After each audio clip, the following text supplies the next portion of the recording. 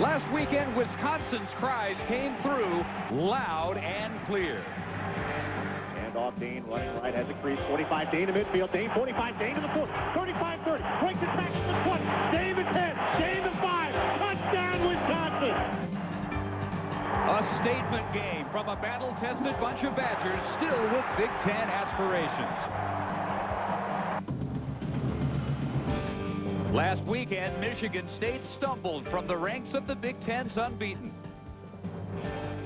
Today, it's time to make good for misdeeds. The Spartans, too, remain alive and well among the conference elite.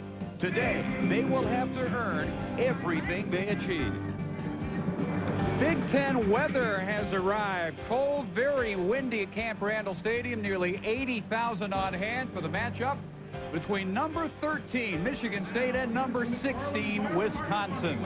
And we welcome you to Madison. I'm Dave Barnett. One thing is very clear again this year in the Big Ten. This is no longer the Big Ten of Woody and Bo. Wisconsin, one of only 3 teams to have run for more yards than they have thrown for it this year. But, Bill Kerr, it's also very clear that in this matchup of the nation's top running defense, Michigan State, and the number 5 running offense of the Badgers, Woody and Bo would love to be here. Woody and Bo would love at least one thing, and it was Barry Alvarez very carefully saying we are going to probe that number 1 run defense of Michigan State. You know what I think that means? I think that means he's going to run those big guys sideline to sideline for a while. Then he's going to take that 252-pound rocket named Ron Dane and go right at them and try to grind them into submission. It's just a shame there's no mud for these guys to play in out here today. For the Spartans, their wide receivers, Plaxico Burress and Gary Scott, have started together 19 games in a row. We do not expect to see Scott much, if at all, today with a sprained knee. How does that affect Plaxico Burress? I think it affects Plaxico severely. When he had Scott on the other side, he had 10 catches against a good Michigan defense for 255 yards. Without Scott a week ago against Purdue, he had 4 catches for 75. Wisconsin would much prefer the latter figure to the former. But be that as it may, when all of this stuff is said and done, the big thing about this game to understand is it is no place for the faint of heart between those white lines. And if Purdue upsets Penn State today, then our winner here in Madison takes the driver's seat, first place in the Big Ten, with their sights set directly on Pasadena. Kickoff coming up. Here's Reese Davis in the studio. All right, guys, thanks a lot. And certainly Michigan State, John, not the only team that's in a hostile environment. 4 of the top 5 going into very difficult places to play today. Oh, this is a defining week for college football. Let me tell you, everybody is in a big-time stadium, big-time games.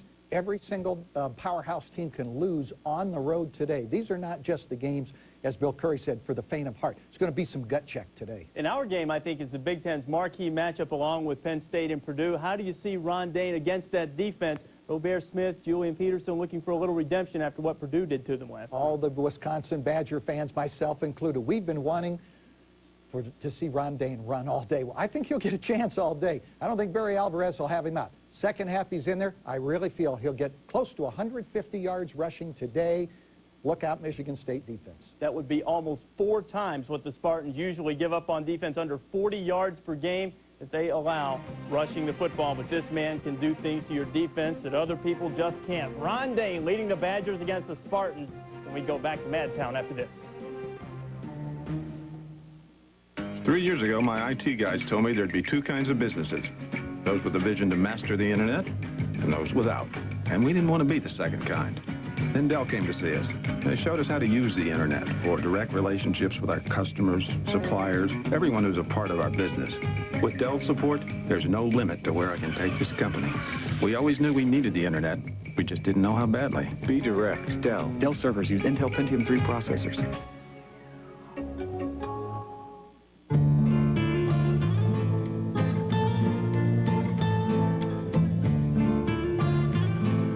Stop assuming that just because you're hugging one of these, you can't have a car that was made for hugging these.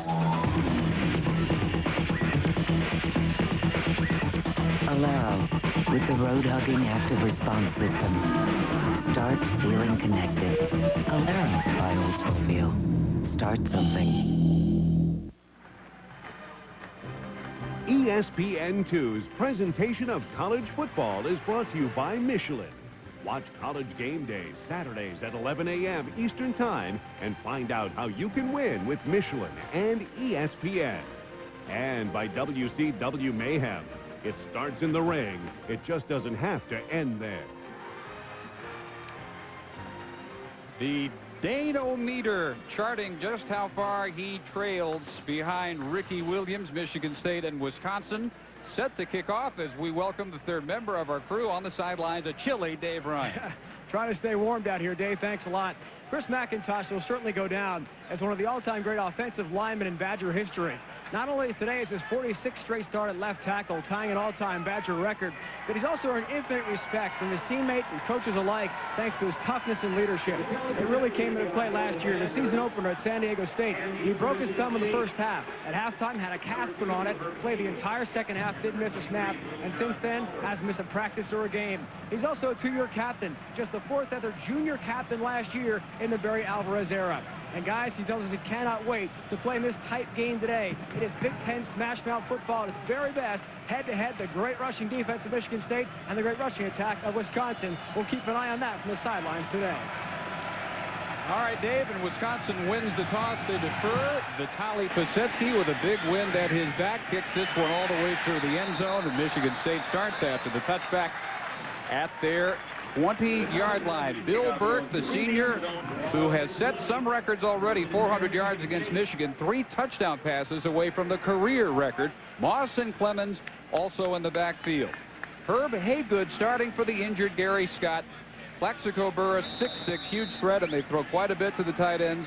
Their starter there is Chris Baker. Up front, Sean Mason has been the heart and soul again of the offensive line. Not that big. He's only 280. They are athletic, but not particularly huge up front for the Spartans. They go with 3 wides, and they give to Clemens on first down and room for 5 yards through the middle. The Wisconsin defense, the Dell starting lineups featuring John Fabre, 238 pounds, plays much bigger, very quick. Bryant, the sack leader, with 6 on the year. Malik and Kalaji also up front. Linebackers including Roger Knight, who is a starter again, injured last year, elevated. They need his athleticism on the field with Dorsey and Thompson. Secondary, both corners, Eccles and Fletcher, just 5'10", giving up 8 inches to Burris. And again, good yardage for Clemens to the 34. First down pickup, the tackle made by Jason Doring, the free safety. It is Big Ten weather today in Madison. Pretty comfortable most of the week, but 39 degrees with up to a 30-mile-an-hour gust today. And Michigan State right now going into the teeth of that wind. Wind chill 14 degrees at Camp Randall. Motion from Herb Haygood, third straight carry by the tailback Clemens, and Bill, all 3 times there's been good room. Another tackle by Doring in the secondary. Good job up front by Michigan State, and a very good indication for them because all this stuff works together. We talk a lot about the fact that football is the ultimate team game. Well, everything has to work in accord. When you're running the ball as well as they have on the first 3 plays, then you can pass protect. The wind will have a definite effect on the team going in the direction from right to left as we're looking at it. 2nd and 5, another give to Clemens, and he is close to the first down. Donnell Thompson hit him quickly, and he carried Thompson maybe to the marker. Just to continue with that thought, if you're throwing into the wind, that doesn't mean you can't run your offense. That means that you have to run a different kind of offense. Plaxico Burress, the main receiver for Michigan State, majors in the deep ball. Most of his big plays come off deep throws that Burt throws down the field.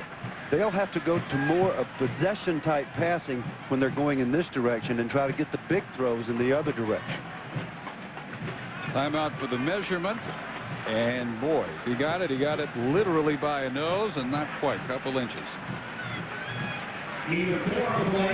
So 3rd and that much for another first down. Nick Saban in his 5th year. And looks like, to this point, the best team he's had at Michigan State, but that'll be determined from here on. If they avoid the late season collapse that seems to befall them every year, then he'll look back and say, yes, this was my best team. He already says it's by far his most talented. Most talented and most mature in his mind. they've been known to collapse at the middle of the season, and I think this is the pivotal game for this Michigan State team. Burke on a sneak. Easily across the 45, and the Spartans' opening drive will continue. Bill Burke with 40 career touchdown passes. The school record is 43. He has thrown at least one in 11 consecutive games. As many as 4 in one game this year. That was against Iowa, but as many as 4 interceptions. That was last week against the Boilermakers. The most significant thing about Burke is the fact that he is the leader of the offense. He takes charge. Quickly on the ground, and this is Mark, the fullback, searching in vain for any running room at all. Mollett, Fabre up front, in the middle backer, Thompson helping out. Wendell Bryant, a big defensive tackle. You see Kevin Cosgrove there, the defensive coordinator. Big Wendell, number 77, collapses the inside. He's under. Here he is. Now they've got him bottled up. There's no place for Moss to go. Good defense, and that's the first time they've played good defense today. They've been getting knocked around the first series. Cosgrove doesn't like that. Officially no gain. And Burke now ready to go to the air, and it is almost intercepted by Jamar Fletcher, who led the nation last year and almost comes up with that one on a dive intended for Burris. Jamar Fletcher, just a redshirt freshman a year ago, stepped right into the starting lineup and earned the respect of his coaches and teammates. He's well understood to be a very special athlete. The most important thing a DB has to do is to change direction. Jamar does it extremely well. Little John Flowers in the backfield with Burke in the shotgun. 3rd and 10. Burris makes this catch, cannot turn away from Fletcher and pick up the first down yardage. They're going to mark him at the 46 of the Badgers, a couple of feet shy. Which means for Saban, decision time. If you're that close and you're moving the ball as well as you are on the ground, do you go for it again? And you're covering a 6'6" man. He's not exploding off the ball. He doesn't scare you to death, but when he turns back, it doesn't matter how fast you are. If he's got that big body between you and the ball and is able to catch the football. And the decision is get Fred Jarrett out, 9th best punter in the country at better than 44 yards per kick. Tim Rozga at the 10, deep for Wisconsin. A powerful leg of Jarrett, and cuts this one into the teeth of that wind and gets the bounce. And his punt is marked out at the 13-yard line, a 33-yarder, but he does pin him deep. Coming up Monday on ABC Sports, Week 7 of Monday Night Football, featuring the Atlanta Falcons and Pittsburgh Steelers live from Three Rivers Stadium. Last week, Steelers getting some help from the bus. Jerome Bettis, 111 yards, 2 scores in their win. Coverage begins at 7 o'clock on ESPN with 2 full hours of Monday Night Countdown. ESPN and ABC, your exclusive home for primetime NFL football. So Brooks Bollinger and the Wisconsin offense from their 13-yard line. Play fake to Dane, rolls the other way, and the throw is caught by Mark Anelli, just his 3rd catch of the year. The second tight end picks up 15 yards. Brooks Bollinger, the young quarterback for Wisconsin, who has electrified this whole Wisconsin program since he came on the scene, right here. He has the ability to turn it up and run, so the defense must honor Bollinger's ability to run the football. So Mark Anelli is wide open on the bootleg throw. Everybody expects to see Dane. They don't. And now on the second play, here he comes, and Ron Dane thundering to the 46-yard line. 18-yard pickup. 2 plays, 33 yards for the Wisconsin offense. Bollinger, 3-0 as a starter, a redshirt freshman who plays well beyond his years. Coons blocking for Dane. Nick Davis, they hope to get some big plays from today. Grew up in Manchester, Michigan, a Badger who hates the Spartans going way back. Chris McIntosh tying the record today with 46 starts, all consecutive. He leads the offensive line. Couple of yards as Dane tests the middle. of the Michigan State defense. And again, they lead the nation in running defense, headed by Robert Smith. 41 tackles, 7 sacks, and 11 behind the line. Myers, Shaw, and Thomas all doing a great job this year, as are the linebackers, led by Julian Peterson, who is close to the record for tackles behind the line for a season and a career. In their secondary, Eric Morris has 29 more tackles than anybody else on the team. Obviously, he gets involved in the run defense as well. Dane on a draw, slip through the line. Ron Dane in a foot race which he will win.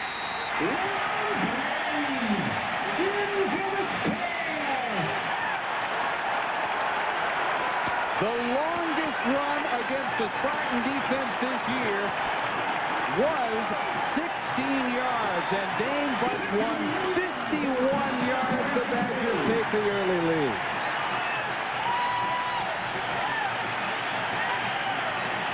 And he passes Marshall Faulk on the all-time touchdown list. When you visit the coaches' offices in this program, everybody you talk to talks about the respect for Ron Dane. Not just he's a big guy, but he can fly, and he does it every time. Roscoe holding for the Kosetsky extra point. 7-0. Didn't take Ron Dane long to probe the top run defense in the country. Betty, do you have a date? Would you like to go to the dance? Many arrangements for the prom? Such a dork. Isn't that a cute dress, Betty? Yeah. Last season. Hi, Betty.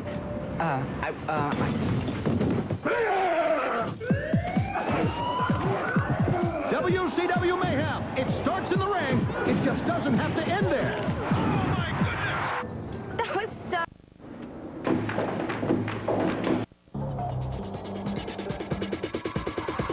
It's been a long shoot. We've been working 16 hours a day, like 7 o'clock in the morning until midnight. It's just horrendous. We're shooting. Tony diarrhea, and I'd end up with heartburn. I just keep first aid handy at all times. Pepto-Bismol relieves more stomach problems than any of these other leading medicines. I expect the unexpected. Pepto-Bismol, first aid for heartburn, diarrhea, nausea, indigestion, and upset stomachs. Frogs do not have the active response system. And it shows. Only the Alero has the active response system. 16 features working together to connect you to the road. Frog, without the active response system. Alero, with the active response system. Alero, by Oldsmobile. Start something. If you've never experienced the thrill of Mach 3, it's wake-up time. Mach 3 is a little bit more aggressive in their play calling.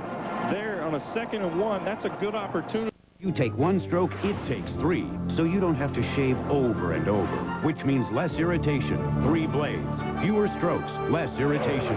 Mach 3 from Gillette. ESPN2's presentation of college football is brought to you by Oldsmobile and your local Oldsmobile dealers, and by Gillette Mach 3, the first triple blade razor.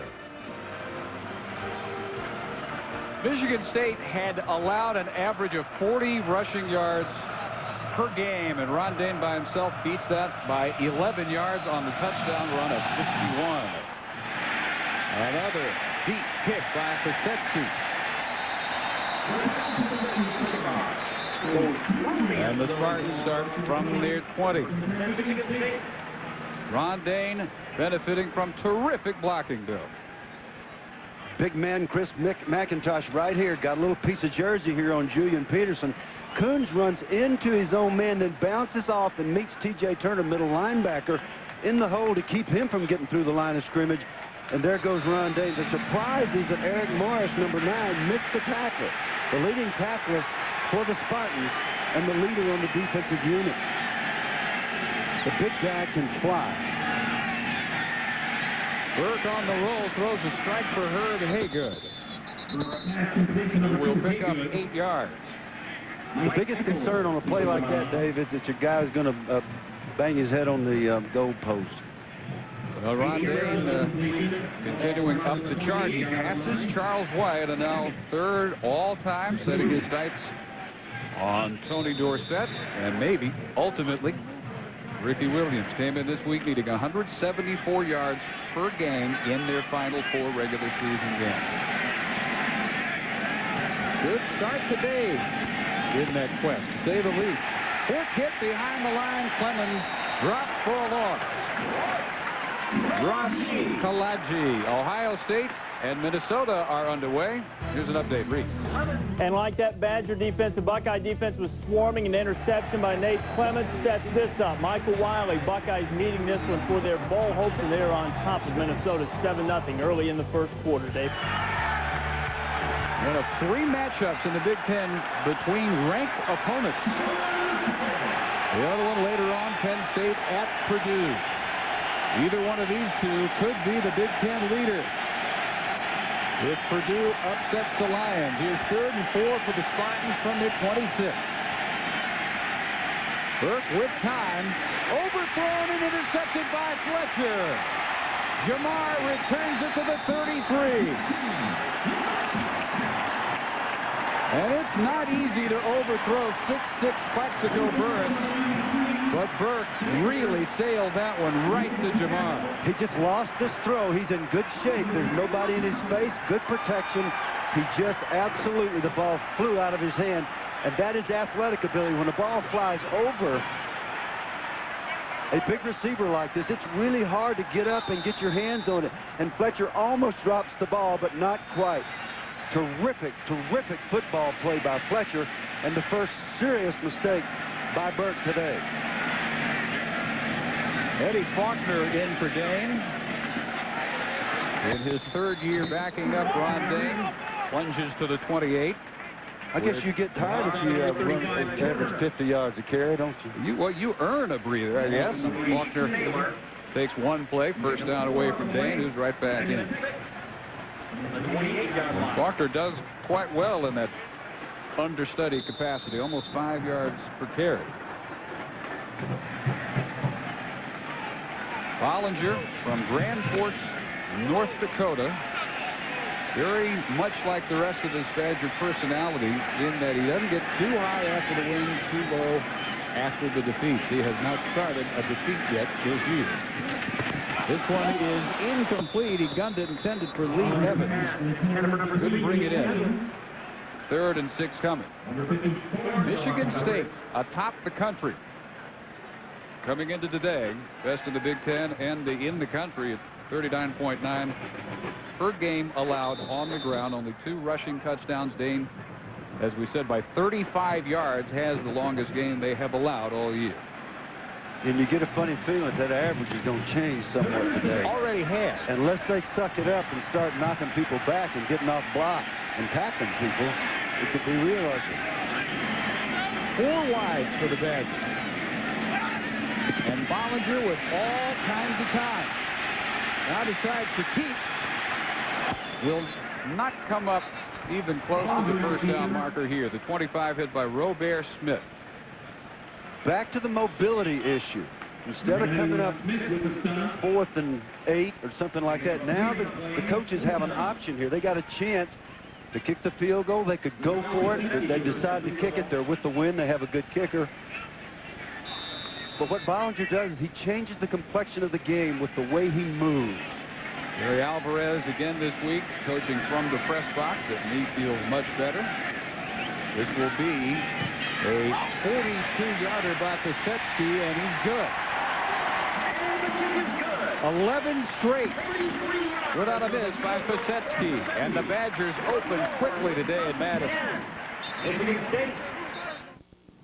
Or with his feet. Hasn't had a good year throwing the football, but I think if he gets his confidence by rushing for a few first downs. Half the distance penalty from the spot of the foul. Repeat, 3rd down. They're going to feel better about how their offense is going to play this week.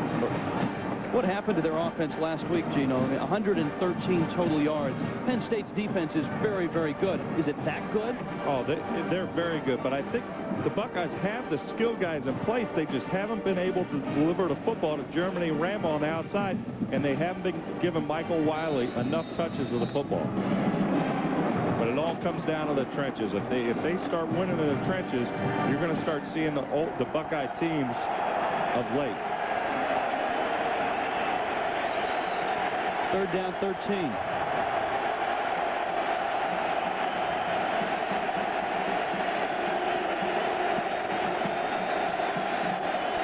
Quick throw, a bubble screen, and Wiley is stopped. Willie Middlebrooks, the sophomore out of Florida City. This is a very good set of defensive backs. David Gibbs, the defensive coordinator, has this secondary playing the best in the country. They try a little receiver screen to Wiley. Middlebrooks isn't going for it. He gets right around the block and takes down Michael Wiley. They're very sure tacklers. They didn't miss a tackle last week versus Illinois. Dan Stoltz, the Buckeye punter, in his end zone. Tyrone Carter standing at midfield. Stoltz gets it away. Not a good kick. A decent bounce. A great bounce.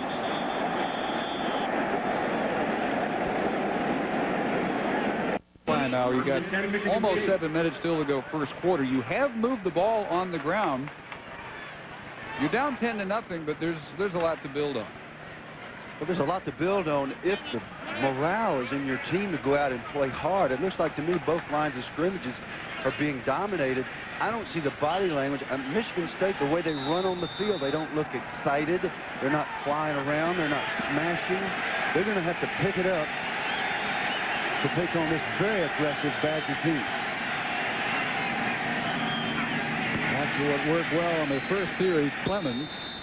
Badgers close on him after a pickup of 3 yards. And Michigan State is a team that you really can read their body language and kind of get a feel for how they're likely to play. Yeah, I think you can. I mean, when they came out the first time, they were knocking Wisconsin back. They were running the ball down the field. The drive stalled, but they started Wisconsin in very poor field position.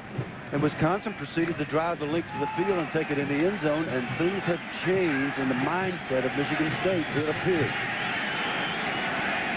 We go to the two tight end set. Ivory McCoy joining Chris Baker. Burke again sails one over Burris. And Bill Burke's got to get a feel for dealing with the wind, which has really caused him to struggle so far. Down to Dave Bryan. Well, guys, it does not look like Gary Scott is going to be able to come back in the game for Michigan State. Still only be used on an emergency basis. Now, during the week, the trainers did all they could to get him back in shape. Pool workouts at treadmill, biking, and running. He felt he had pretty good strength. He began to practice Thursday. But guys, today in the warm-ups, too much pain trying to make his cuts. He just couldn't go. Sprained right knee at Purdue. A huge loss for the Spartans today. They come after Burke, and they've got him back at the 13. Gadorzi is there. Bobby Myers on a safety blitz. Also there, and Burke had no chance. Part of Burke's history is when you mix up the looks and give him a variety of coverages and blitzes, it's difficult for him to function, and especially late. The blitzers all come up late. They do not have enough protectors, and he doesn't have time to make a call, and bingo, you got a sack in one of the biggest plays, and now they're kicking into the wind. Davis is deep, Nick, at the 44-yard line. He is 11th in the country, 14+ per return. This is a good deep kick, which Haygood down at the 44. Into the wind, 42 yards by Jarrett. Spartans down early, 10-0. Allow it. Ohio State, how they have to keep Cockerman in the pocket. How are they going to do it? Their front four has to stay in their rush lanes. If they get knocked off, that's going to allow Cockerman to make a big play up the middle. Ohio State defensive line did a good job there of keeping them in containment and staying in the rush lanes. 2nd and 9. Hamner. Good penetration, and Hamner gets... He starts at $11,234. This is a car dealership. They sell cars. This is a Jiffy Lube. They change the oil in cars with top quality Pennzoil. Car dealer, oil changer. Car dealer, oil changer.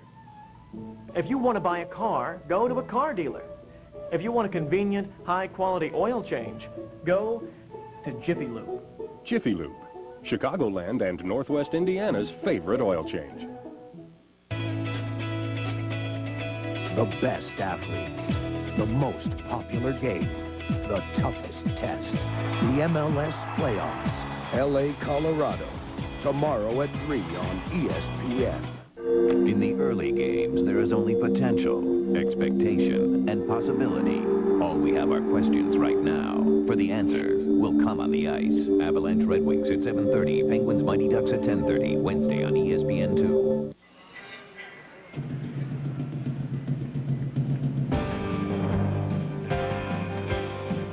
Ron Dane has carried it 3 times. This one went 51 yards for the game's first touchdown, and he has staked Wisconsin to this early lead. They take over at the 44-yard line, and his replacement now is Michael Bennett, the speedster, the fastest man in the history of Wisconsin's high school track, record setter in the 100 and the 200, coming off easily the best day of his young career with 114 yards on 6 carries against the Hoosiers last week. And what an incredible change of pace you got here.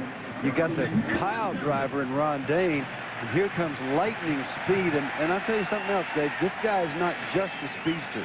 He's not just a track guy playing football. He's a tough guy. He's a football player playing football who's also a great track man. Now he's lined up in the slot. Dane back in to tailback. Bennett. They fake the reverse 2, but Dane already has it. He's inside the 40. Illinois and Michigan underway. Reese Davis.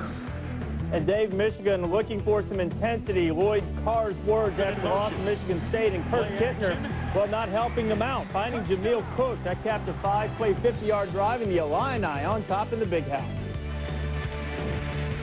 And the Badgers, one of their 2 losses at the hands of Michigan, in charge here early, 10-0. They're at the 39-yard line of Michigan State.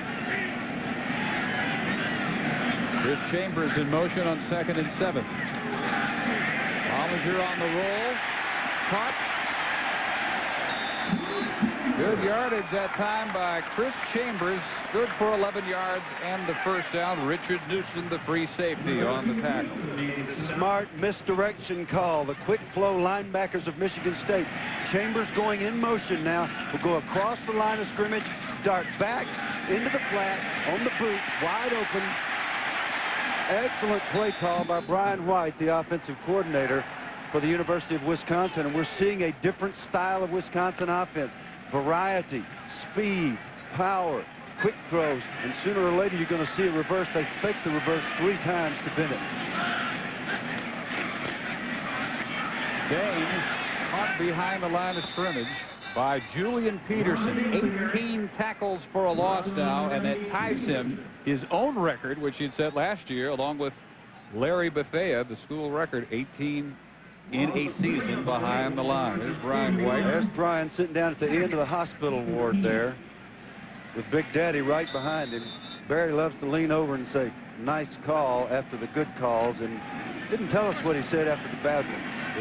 Were there any? I don't remember him. It's been a couple of weeks since there was a bad one. That one lost 3. Dane waiting for his block. Breaks 1 tackle. Down to about the 23. Here it will be 3rd down and 5, and it's a good point to expand on. You think of Wisconsin, you think of the power running game. That's what Barry Alvarez established here in 1990. It's what's gotten them to 2 Rose Bowls. It's not all they do, but it's still the best of what they do. They're always going to come back to it, and watch the patience of a great back here.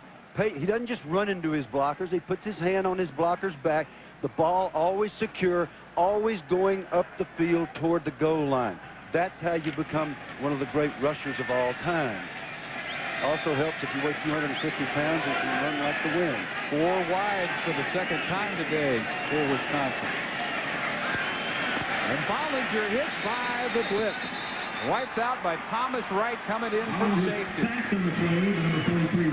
Thomas Wright is a true freshman that's made an immediate impact in the secondary and actually comes in the nickel weak side linebacker role. Did a good job last week against Purdue and off to a good start today. I think that's his first appearance, certainly his first blitz. Well, Pisetsky will try an even longer one. This will be right at 50 yards. Wind a major factor here. Longest of his career is 53. But with this wind at his back, he's got plenty of leg, and he's good again.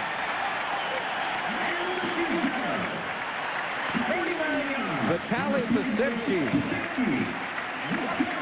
who has twice already this year been Big Ten Special Teams Player of the Week. Good start on another award today.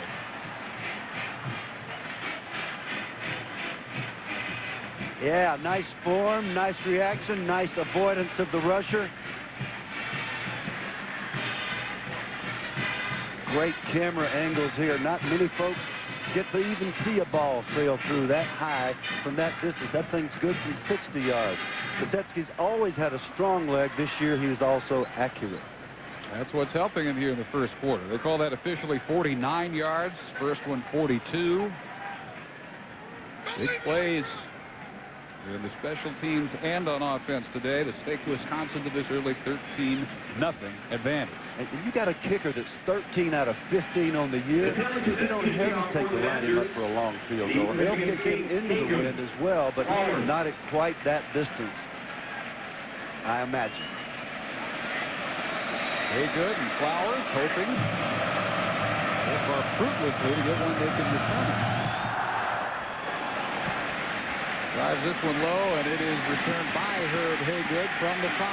Crossing to the middle. Not much better than a touchback. He'll start at the 23. 1:21 to go. First quarter, and slow getting up for Michigan State. Actually, a couple of them. Pierre Wilson is one.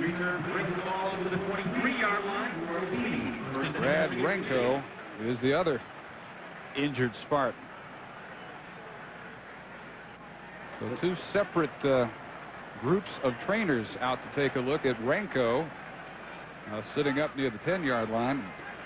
Pierre Wilson still flat on his back at about the 23. Yeah, Pisetsky finally gave them one they could return, and there were some major collisions down there. You just have to hope that these are minor and that the guys will be okay and ready to go back soon. It's a terrible feeling as a coach to look out there and see your guys littered around. You don't want to see anybody get hurt, but you certainly don't want to see multiple injuries on one play.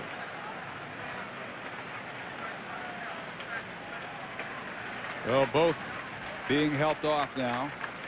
Renko with a little less of a limp than Wilson. Also, Dave, there's just something about when you're not playing well, it seems like you get more injuries. It's just something that seems, maybe it's just my imagination, but it has always felt that way in the game of football.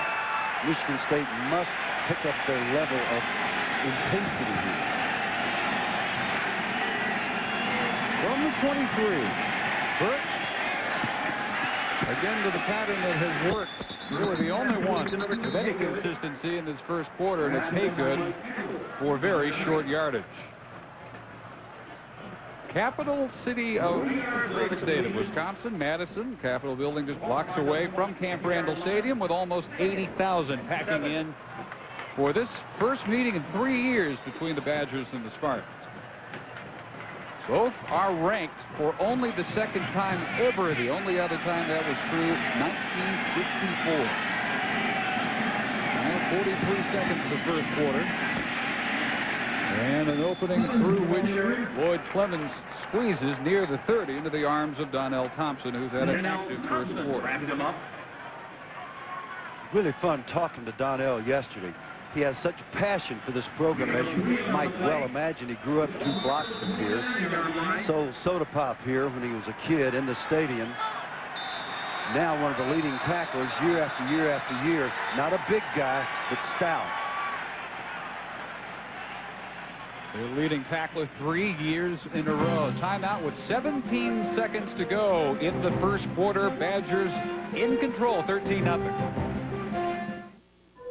At BASF, we don't make the mattress, we make it softer. We don't make the boots, we make them drier. We don't make the car, we make it more colorful. We don't make the snowboard, we make it stronger. At BASF, we don't make a lot of the products you buy. We make a lot of the products you buy better. BASF. I was looking for an onion, a really big onion. A blooming onion as big as your head. One bite of that onion and bam, you were hooked. I mean, you want to have more and more, and you think about it, you dream about them, you just got to have them. And you can't stop, and you go anywhere, and those spices, oh yeah, I'm telling you, I was consumed by that onion. And that onion was consumed by me. It's easy to get a bloomin' onion. Get to Outback Steakhouse. No rules, just right. How's about a nice juicy steak to go with that bloomin' onion? Steak? Hey, why didn't I think of that? I love steak. Big, juicy. I expect a lot of my family. I expect Joe to get heartburn, Tony to get nausea, and Sarah indigestion at the mere sight of food. Instead, Joe would get indigestion, Tony diarrhea, and I'd end up with heartburn. I just keep first aid handy at all times. Pepto-Bismol relieves more stomach problems than any of these other leading medicines. I expect the unexpected. Pepto-Bismol, first aid for heartburn, diarrhea, nausea, indigestion, and upset stomachs. You know, I was going to wear my Hawaiian shirt today. The last second, I changed my mind. Why were you, David? Just felt right. I gave it to him on the way in. Why don't you consult with me before you make those kinds of decisions in the future? Badgers used their first timeout to make Michigan State run one more play at least into this game. 17 seconds in the first quarter. 3rd and 4 for Burton out of the shotgun. With 3 wides. Just does get the snap in time. Steps up and delivers complete to the tight end, Chris Baker. At the 36-yard line, good for a Spartan first down. Baker. Roger Knight with the coverage along with Devery Hughes. That was Chris Baker's 31st catch of the year. That's a lot of catches for a tight end. And then you consider that his backup, Ivory McCoy, has caught 11 passes this year. 42 balls for the tight ends already. Michigan State will feature the tight ends, especially in Gary Scott's absence.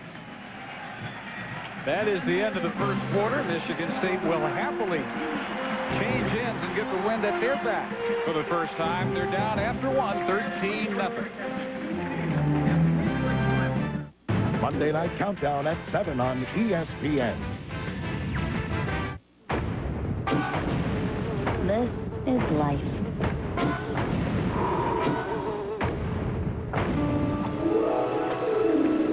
This is getting every mile you can out of life. And this is how you get there. Kelly Safari radials are engineered for long mileage. Of course, that's no guarantee you'll live harder or go farther. Just an invitation. I love golf. It's like life. There are opportunities.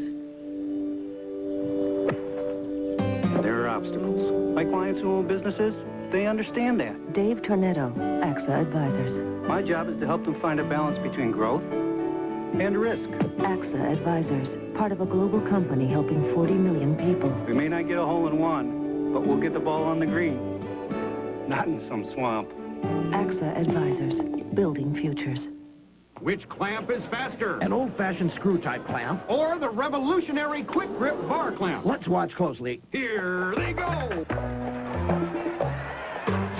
And it's over! Amazing! Now for the instant replay. Hey, look at that! One finger on the quick-release trigger and the bar slides right into position. And there, he's tightening the clamp by merely squeezing the quick grip handle. And it's done! You know, unlocking the clamp again was a very nice touch.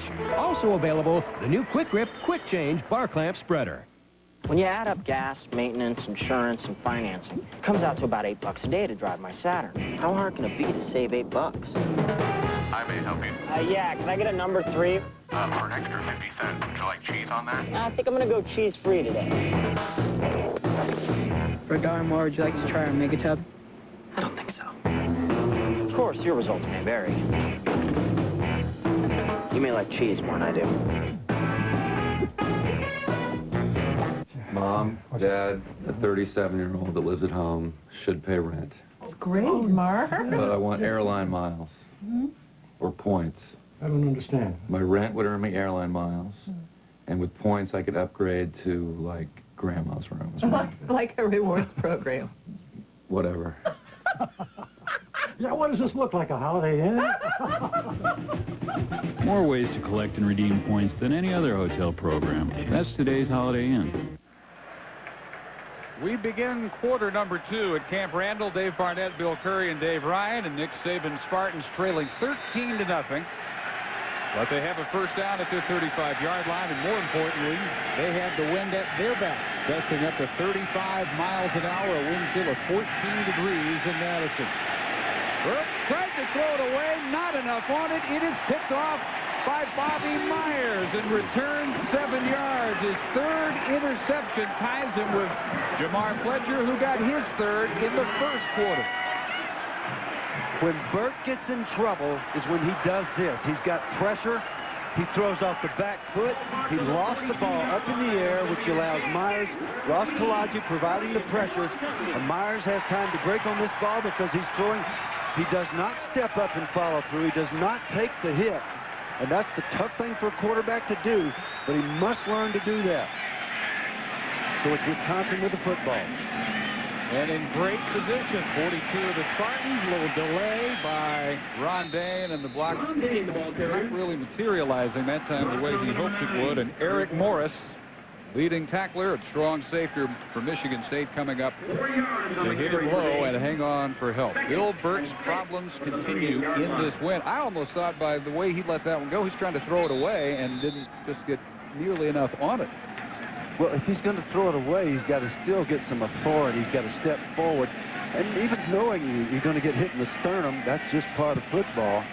But when you fall back like that, the ball really, really safe. Second and 6. Bollinger bounced off Chad Toombs, his fullback, fakes to him, and now delivers a completion to Chambers at the 26, a gain of 11. Let's look in again in the big house. Reese Davis. Dave, Michigan answers Illinois' touchdown. Tom Brady looking for Marquise Walker on the fade. Beautifully thrown ball. Nice catch, too. Tied at 7 early in the second quarter. In the Big East, Boston College already up 7-0. There's the freshman William Green going in. BC with only 1 loss. Boy, they pull this one off. They'll start getting some respect. Well, Tom O'Brien's team taking that overtime win over Baylor straight to a terrific season so far. Good start for them today. They faked this earlier. Now they run the reverse for Michael Bennett. And strung out nicely by the Spartan defense. Hit at the 24 by Josh Thornhill. It's almost as if Wisconsin's strategy was too obvious. Fake the reverse, fake the reverse, fake the reverse. Here comes Bennett with the great speed, but the contain is here. Good job by the Michigan State defense. Bounces it back outside so that he can't cut it up and use his speed in the pursuit. And the person of Josh Thornhill catches up with him. So second and 7. Dane tries the left side.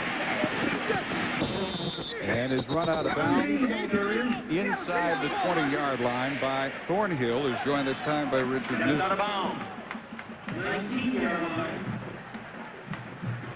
It will be third and about 2. And the Spartan defense gave up the big run early today, and they forced them to settle for 2 long field goals.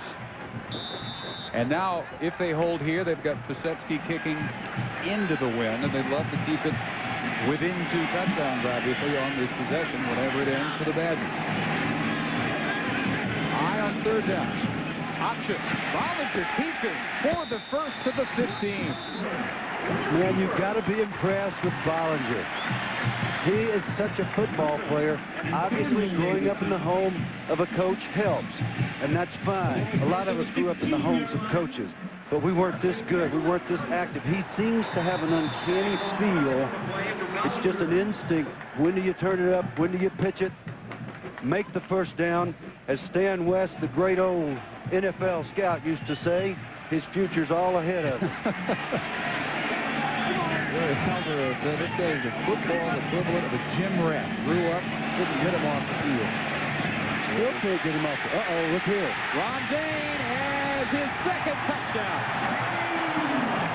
15-yarder.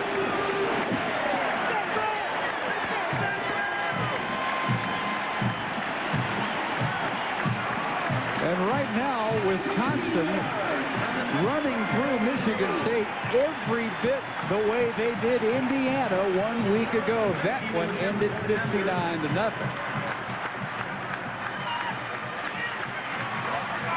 Ron Dane has already crashed over the 100-yard mark, and he's carried it 9 times, 104 yards, 2 touchdowns.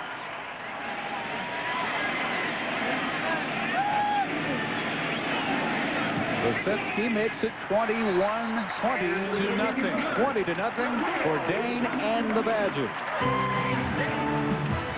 Best on best in the Big Ten, the running offense of the Badgers dominating the running defense of Michigan State.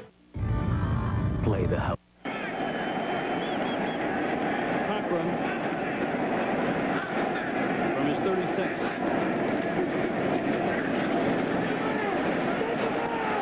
Cochran is out of bounds. Another 10-yard gain. Ahmed Plummer made the stop. We go down below. Don McPherson. Donnie? Rich, the frustration on the Ohio State bench is beginning to mount. Those last 2 series, they come off the field. Coach John Cooper has told the offensive line to step it up. They need more work from their offensive linemen. You start to get the feeling these guys are thinking, this is Minnesota. We can't let this happen. 21 yards of total offense right now, Don, for this Buckeye team. They had just 113 the entire game last week.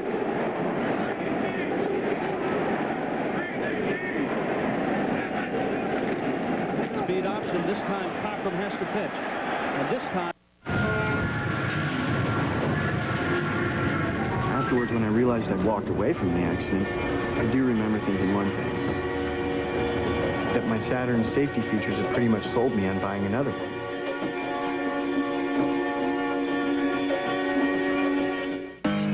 I like to think of myself as an innovator who started a company, Dell Computer, around an idea that everybody should be doing business directly with one another, one-to-one, with no barriers.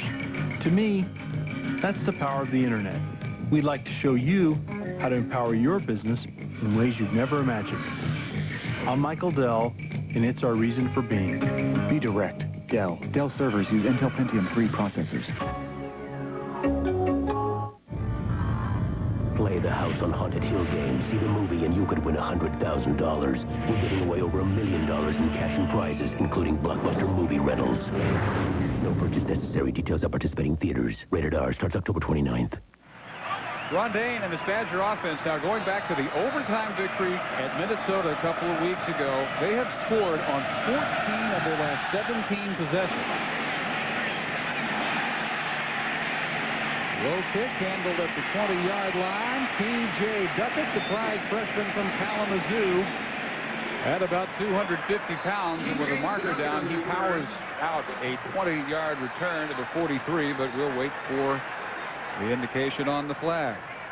From referee Jim Lamatina, illegal block on the return.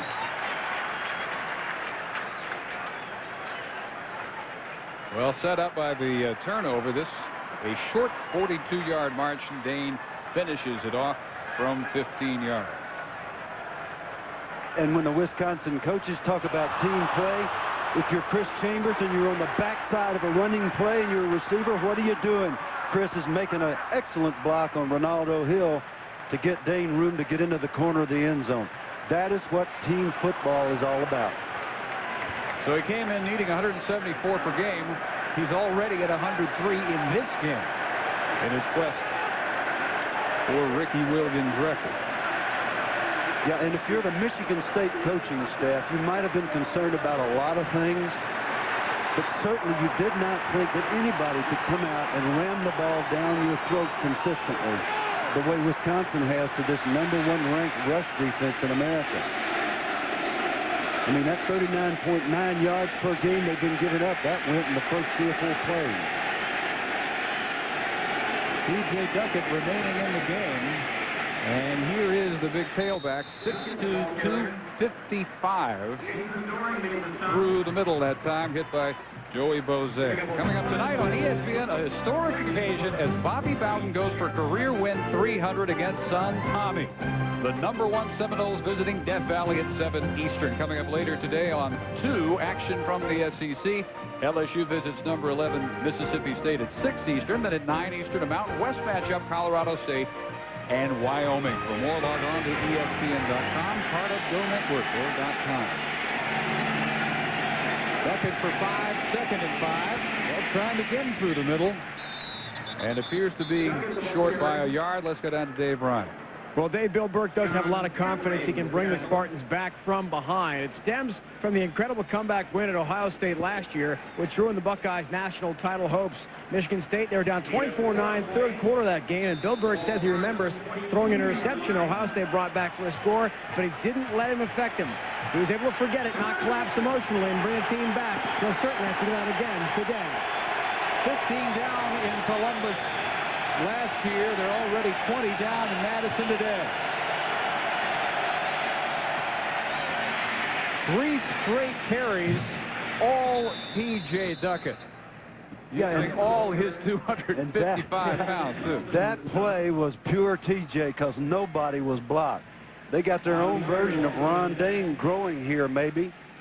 T.J.'s the only controversy, if there is a thing about T.J., is the fact that he can play defense, too. He's got quite a few tackles on special teams. He worked at linebacker for a while, but they've decided to leave him at the tailback position for the rest of this year unless there's an emergency on defense. The Parade Magazine National Player of the Year last year. Over 100 tackles, over 1,600 yards on the ground, and 4 in a row for Duckett. This is close to the 10 yards he needed for another first down. The tackle made by Myers. And the Duckett name familiar in Spartan history because his brother Tico is their all-time #2 rusher. Yeah, and these safeties, Myers and Doring, are not used to getting a ride like that.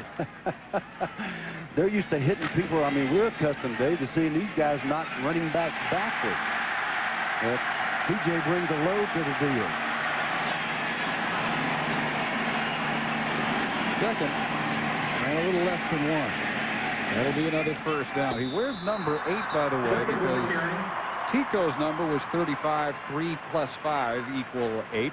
And thus, he made his pick. I'm just trying to picture him as a high school option quarterback.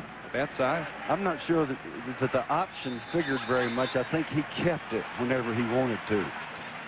Then he went over on defense and nailed people, so that's how you get to be the #1 high school player in the nation. And maybe he's revived his team a little bit with a little spark and gotten a drive started. That's what they need to do. They need to be methodical and stick with their plan. He gets a breather. Clemens is back. Burke is back with time and incomplete. Another poorly thrown pass thrown behind Chris Baker. And Burke is rattled. Baker had a step on his man. He had a nice gain there. Burke had excellent protection. He stepped up in the pocket exactly the way we showed in the top of our open today, but he threw it behind the receiver. Burke is definitely rattled. But as you indicate, he has the ability to pull himself back together, and that's what he must do, and he needs to do it pretty quickly. Well, the coaches talked about him yesterday. They said if mistakes cause breakdown, that's where you see him get frustrated, and that's where things start to roll the wrong way. Can he right himself and his team?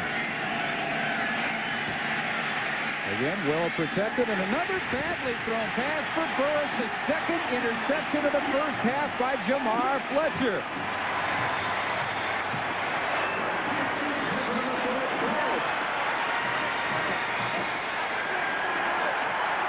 Kevin Castro, defensive coordinator for Wisconsin, schemes his pass defense such that The hope is there's somebody inside each receiver, somebody outside.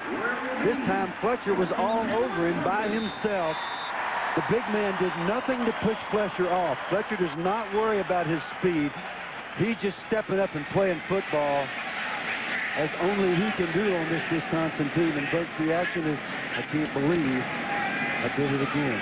3 interceptions. Again, the Badgers start in Michigan State territory, and Dane is inside the 40, where T.J. Turner, the middle linebacker, makes the tackle. And that's starting to be a broken record. Wisconsin understands football. And that may sound very simplistic, but it's a game of turnovers, field position, and collisions. They do all 3 extremely well. You give them the ball this close to the goal line, you're in trouble. Mark Fletcher has twice as many catches as Plaxico Burris has. Dane, short of the first. At the 36, short by maybe a yard. Another tackle by Turner. And Jace Saylor from defensive tackle. And we're seeing the offensive linemen of Wisconsin, Chris McIntosh, Bill Ferrario, Casey Robach, Dave Costa and Mark Tosher, just driving their legs, knocking their people back. They're not concerned about the rankings or whether this was the #1 ranked rush defense. They're concerned about doing their job. It's a heck of a thing to see. Coming up on 82 consecutive scoreless minutes turned in by Wisconsin. Dane tries to get wide. He has the first down. At the 33, Kentucky and Georgia. Look in, Reese Davis.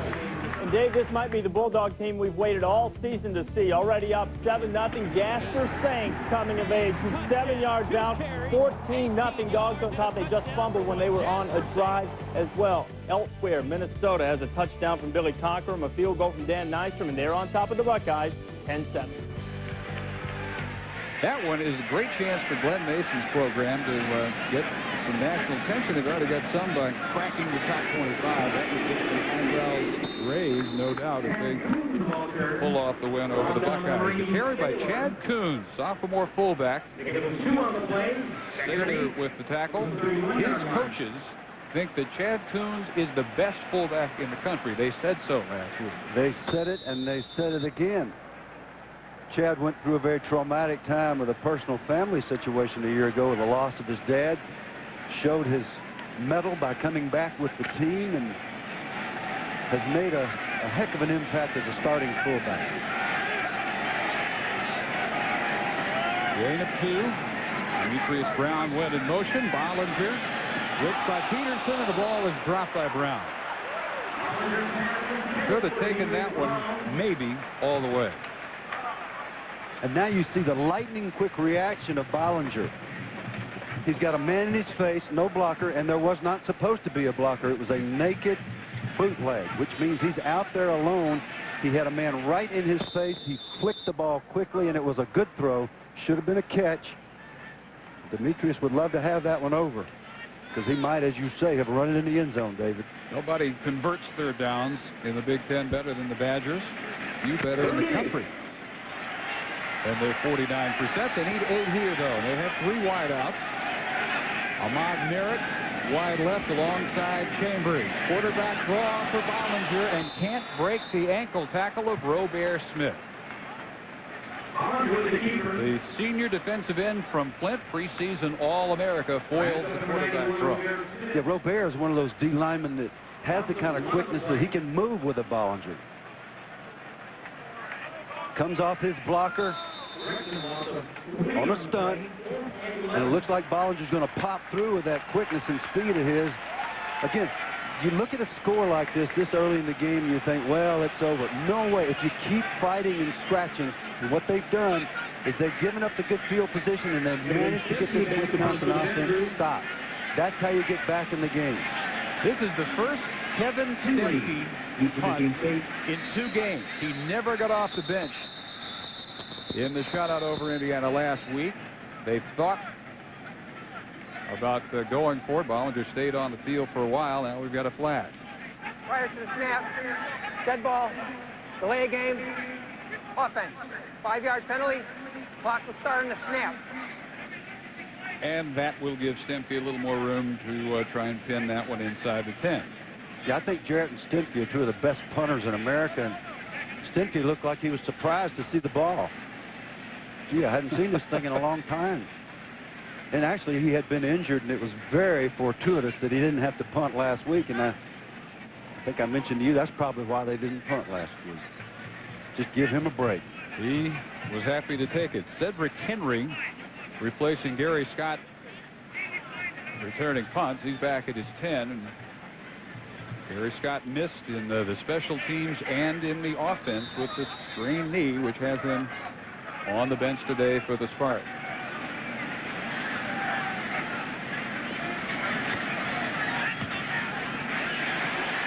High kick, and now the wind hits it, knocks it straight down to Henry, who muffs it at the 18, and the Badgers have the recovery.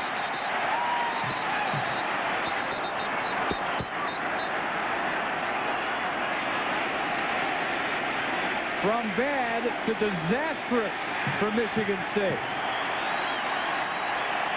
Bottom of the pile, the senior from Madison, Donnell Thompson.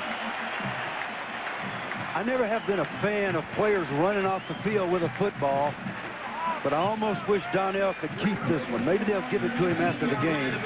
Here's a guy who's literally grown up in this stadium, and he is so excited.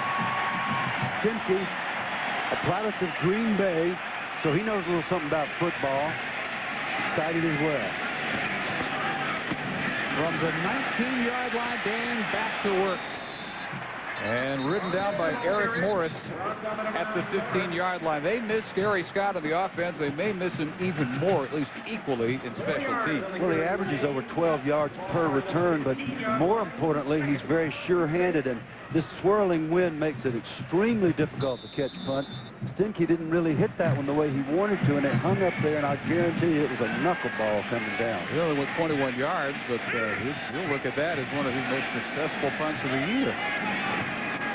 Fourth Spartan giveaway in this first half. Dane bounces off Robert Smith. One of the most impressive runs of the entire afternoon just to get back to the line of scrimmage. One of those great one-yard runs because he was hit 4 yards deep. And, I mean, we joke about him leaving a trail of equipment and wounded players in his wake, but he really does. He's just so powerful. Boom, there's Robert Smith, an All-American, can't get him on the ground. Boom, Julius Peterson can't get him on the ground. Such power and balance. Chad Coons making a good block on Hill right here.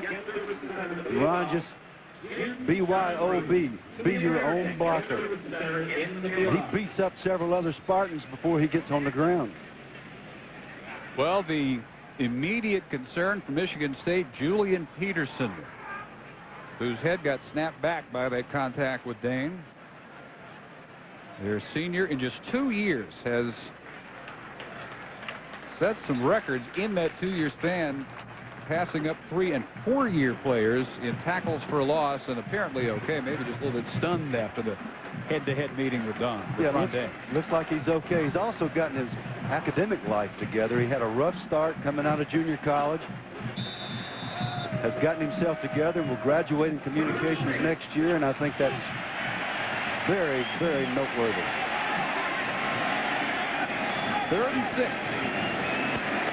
Dave Retzlaff in motion. Play action roll. Bollinger keeping.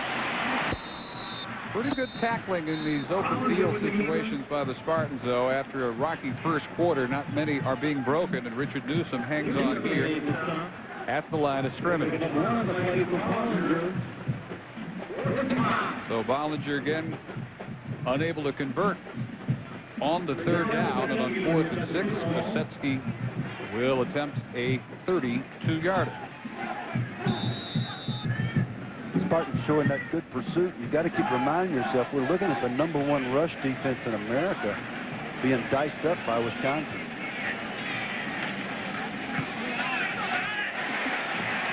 Mosetsky is 3 for 3 and has hit 13 straight field goals. 3:59 and a half, 23-0 Wisconsin. When you design a car in Germany, 6-0, but Oklahoma State has Tony Lindsey back. Lindsey out since week 1 with a knee injury, has 88 total yards. That's in for a touchdown. 14-0 Cowboys. And in the Big East, bit of a surprise here, Boston College leading Miami 21-0. Miami has lost 3 in a row. Rich? Gino, illustrate that score quickly. Funny, Rich.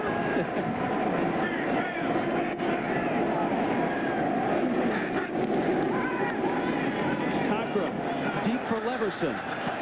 Too deep. And the Buckeye defense is held. Ahmed Plummer. You could beat him once on that, but Plummer wouldn't bite this time. Plummer showing great cover.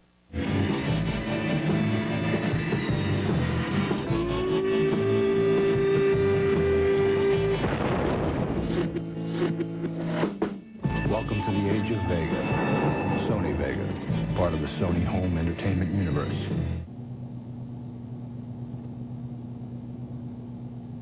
That's the right idea, Chief. Potato salad, egg salad, macaroni salad. Otherwise, no salad.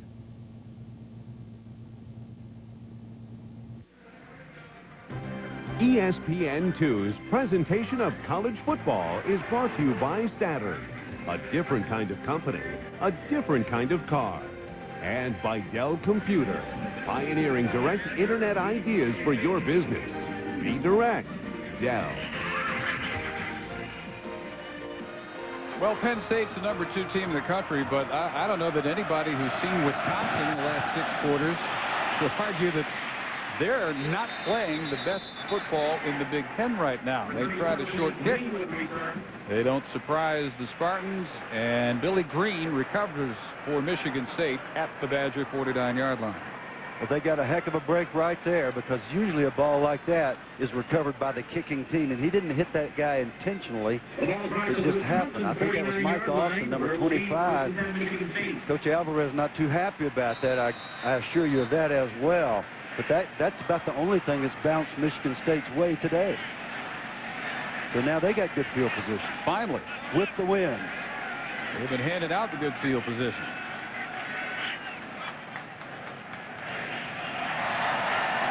Clemens at tailback. Motion from Baker. Burke with the play fake, hangs one up for Haygood, and over the wrong shoulder, incomplete. Back to the big house, Reese Davis. Well, Dave, once again, Tom Brady going to work, throwing a touchdown pass in his last 12 Big Ten games, and this his second one, a 31-yard beauty to Marcus Knight. Anthony Thomas has added a touchdown. They're up 20-7. Wolverines recovering from their slow start. Will the Spartans? They haven't so far, but this is easily their best scoring chance of this first half. A miserable half for Bill Burke. They fake again. Caught over the middle by Burris. Just his second catch, but it's good for a first down gain of 13 into the arms of Jason Doring. One of the rare completions for today against this defense that has given Burke a variety. First, all-out assault, a blitz for the sack. Then a zone coverage with Fletcher behind. Then a man coverage, a double coverage there with Myers intercepting, and then a man coverage with Fletcher picking it off. 4 different looks from this very defense. Floyd Clemens on the carry for a short gain. Chris Cadorsi, the Big Ten Defensive Player of the Week, off 10 tackles, 3 behind the line against Indiana last week, and he's in on the stop again for about a yard and a half or so. Plaxico Burris without the dual threat of Gary Scott. So far today, even more of a mark man than usual. 7 times they've tried to go to him. He's caught 2, and they've caught 3. And the fumble by Burke, he recovers for a loss back to the 38. Casey Jensen, the center, number 64, is a veteran. Burke is a veteran. There should never be a center quarterback exchange problem.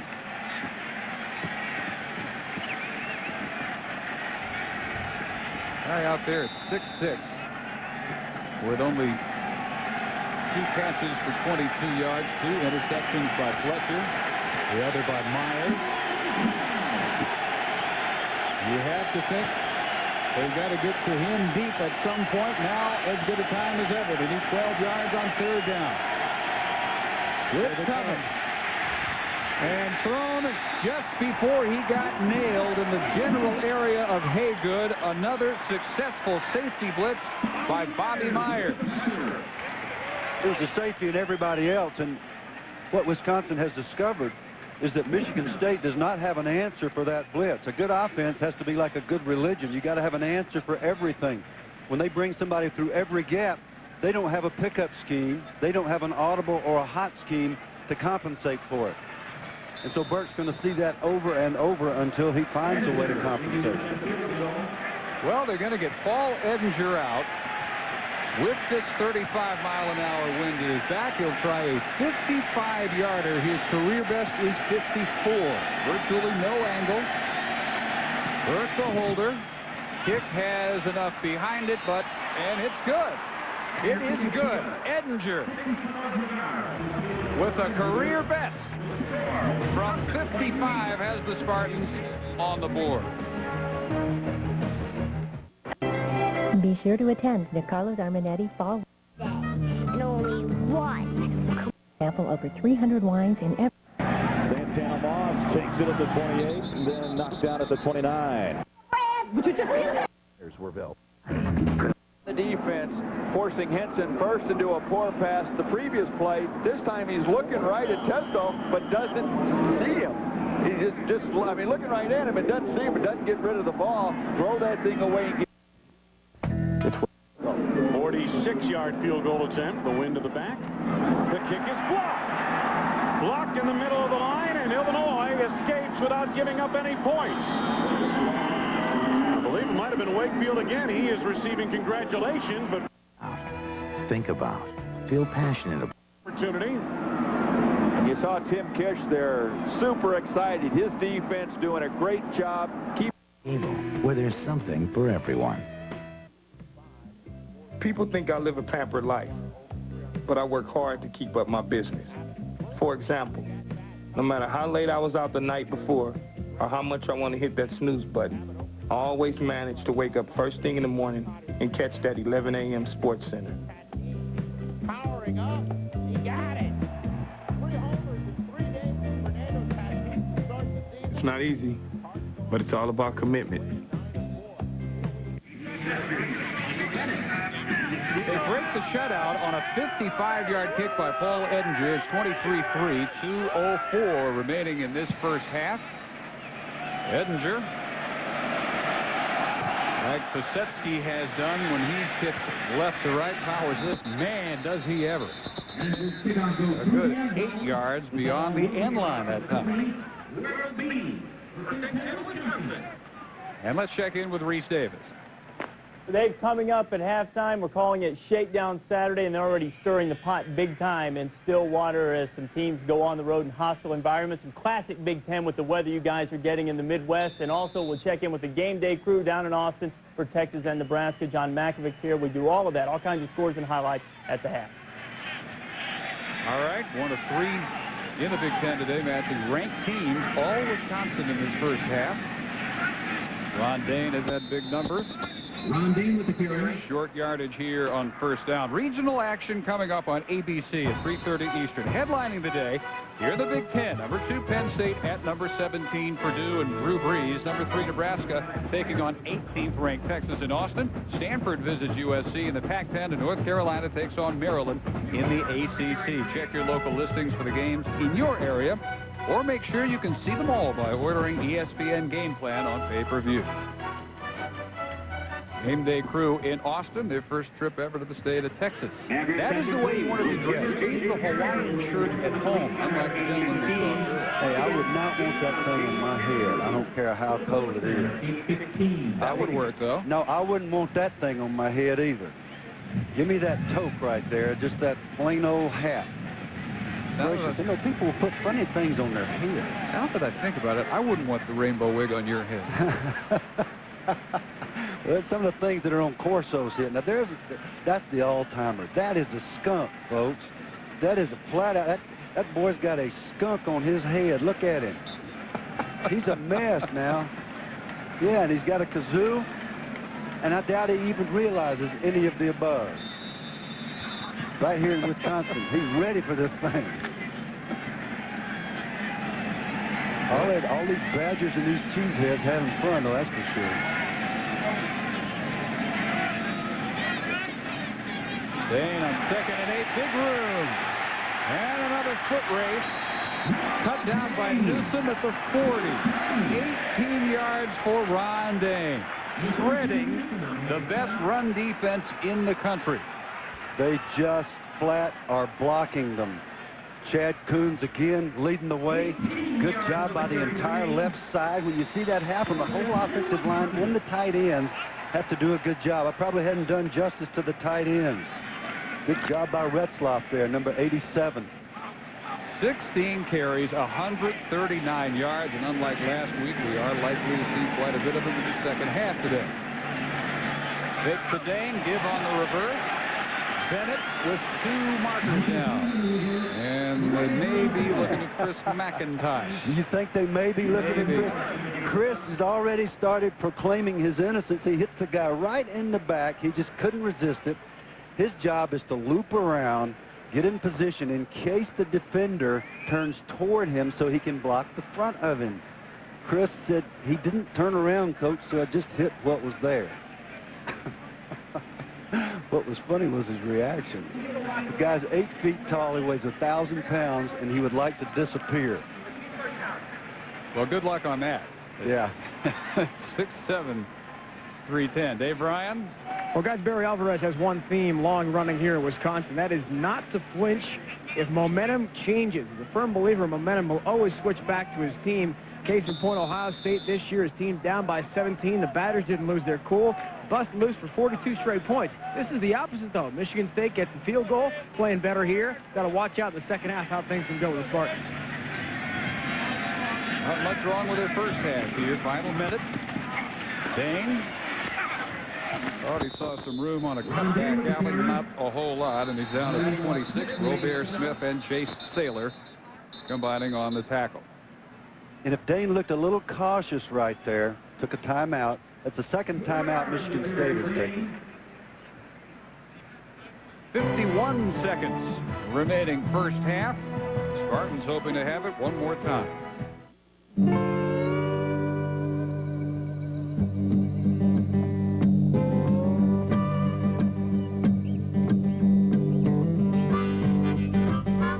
There are 2 teams going out on the field today, and only one will come back a winner. It's up. It's good. We're at the 17th hole. Coach, you gotta put me in. Here's the putt. This place is rockin'. Oh, yeah. So I want you to go out there and do your best. And it's a Cinderella story. Yes! Sports can teach her how to dream. I love you guys. You can help her dream big. They're killing me. 2nd and 24 coming when Wisconsin lines up with 51 seconds to go first half. Yeah, Dane looked a little cautious a moment ago. He was making sure that he hung onto the ball. They don't want to turn it over here at a time like this. Offset eye, one more timeout for the Spartans. More carry for Dane. Or again, where it looks like a no gain. His legs keep churning. That 250 pounds on a 4.5 speed. And he turns it into a nice gain. Thornhill and Campbell on the tackle at 35. Yeah, I'm just seeing something here that I haven't seen Dane do before. It's a thing called the limp leg. Tackler hit him on his right leg right there. He just went limp on the right leg. The defenders assumed that he was down, and suddenly those powerful legs, those pistons are churning again. And that's how you gain 1,000,000 yards, David. I mean, this guy, he really is something special. At 9 more on that one. So he's up to 152. And Michigan State just used their last time out of the first half, trying to make them punt into the wind so they can either block it or get a little drive going and maybe kick a field goal before the half. Well, on one edge of Camp Randall Stadium, they keep updating week by week his progress, and that was beginning today. He needed 697, so minus 152, and whatever he picks up the rest of the way. He has already passed Charles White, third all-time, trailing only Williams and Tony Dorsett, having sat out the equivalent of a full game and a half in routes this year. Option keeper, Bollinger. Hit hard. Eric Morris, showing you why he has the impressive numbers, leading this Michigan State defense in tackles by a wide margin. No timeouts left for Michigan State. The clock down to 30 seconds. The most yardage anyone has this year coming into this one on the ground. Notre Dame ran for 108 yards in Michigan State's victory at South Bend, and Dame by himself has shattered that with a half still to go. And they won't need the punt, but they will get the standing ovation from almost 80,000 at Camp Randall Stadium. Another brilliant 2 quarters of football turned in by Barry Alvarez's Wisconsin Badgers, who have jumped early and often up on Michigan State. It's 23-3 here in Madison. We send you to Reese Day. Boy, so much for a dominating rush defense. John, you know, I think the tone was set really on the first offensive play for the Badgers. They faked it to Dane, ran the little bootleg, and found the tight end for a nice game. Well, the first thing they wanted to do is force Michigan State to play pass and run. Of course, that had opened up for the big one. Now, I told you, 150 yards. I didn't know I'd do it in the first half. You didn't say in the first half. Well, I'll tell you. 227 for the day. That's what I think now. I'll revise my estimate. He's certainly on target for them. Michigan State have been giving up less than 40, if you've heard Dave and Bill talk about throughout the first half. Coming up on the Buick Halftime Report, we'll look ahead to the rest of the afternoon, including Drew Brees getting ready for Penn State. Also, we have a couple of upsets brewing in the top 25, one in the top 10. All of that's coming up. Watch NHL tonight on ESPN2. Using them. So what are you waiting for? What angles at different times, and you know, after that game, we kind of sat down and evaluated the film and saw that a lot of that stuff we had never seen before. Well, Steve, thank you very much. It's one of the great matchups on ABC today. Penn State and Purdue, Nebraska and Texas. 40 million sites, 800 million pages, 60 billion words.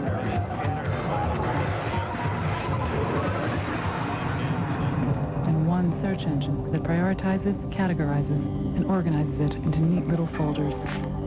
Northern Light, just what you've been searching for. How far do you have to go to be the best on Earth? A long, long way. Introducing an all-new ATV with Honda's legendary reliability. Available with push-button shifting and 4-wheel drive. The new Honda Rancher for the ranch we call Earth. The environment treats everybody the same way. And if you're not prepared for it, it can be miserable. I have to have a good boot. With Wolverine DuraShocks, comfort is a guarantee.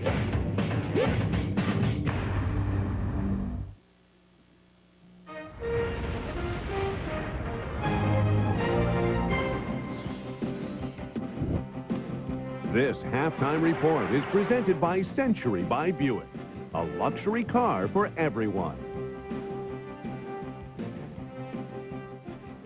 And we're glad to have you with us on the Buick Halftime Report. Reese Davis along with John Malkovich. Lots of scores and highlights coming. Keep an eye on the bottom line for all of the scores here on ESPN2. Let's start in the Big Ten. Ohio State and Minnesota. Glenn Mason studied at the feet of Woody Hayes, but he took a page out of John Cooper's book this week Just as Cooper had said about Penn State a week ago, Mason said Ohio State has better players than we do. But as Gopher said, he's right.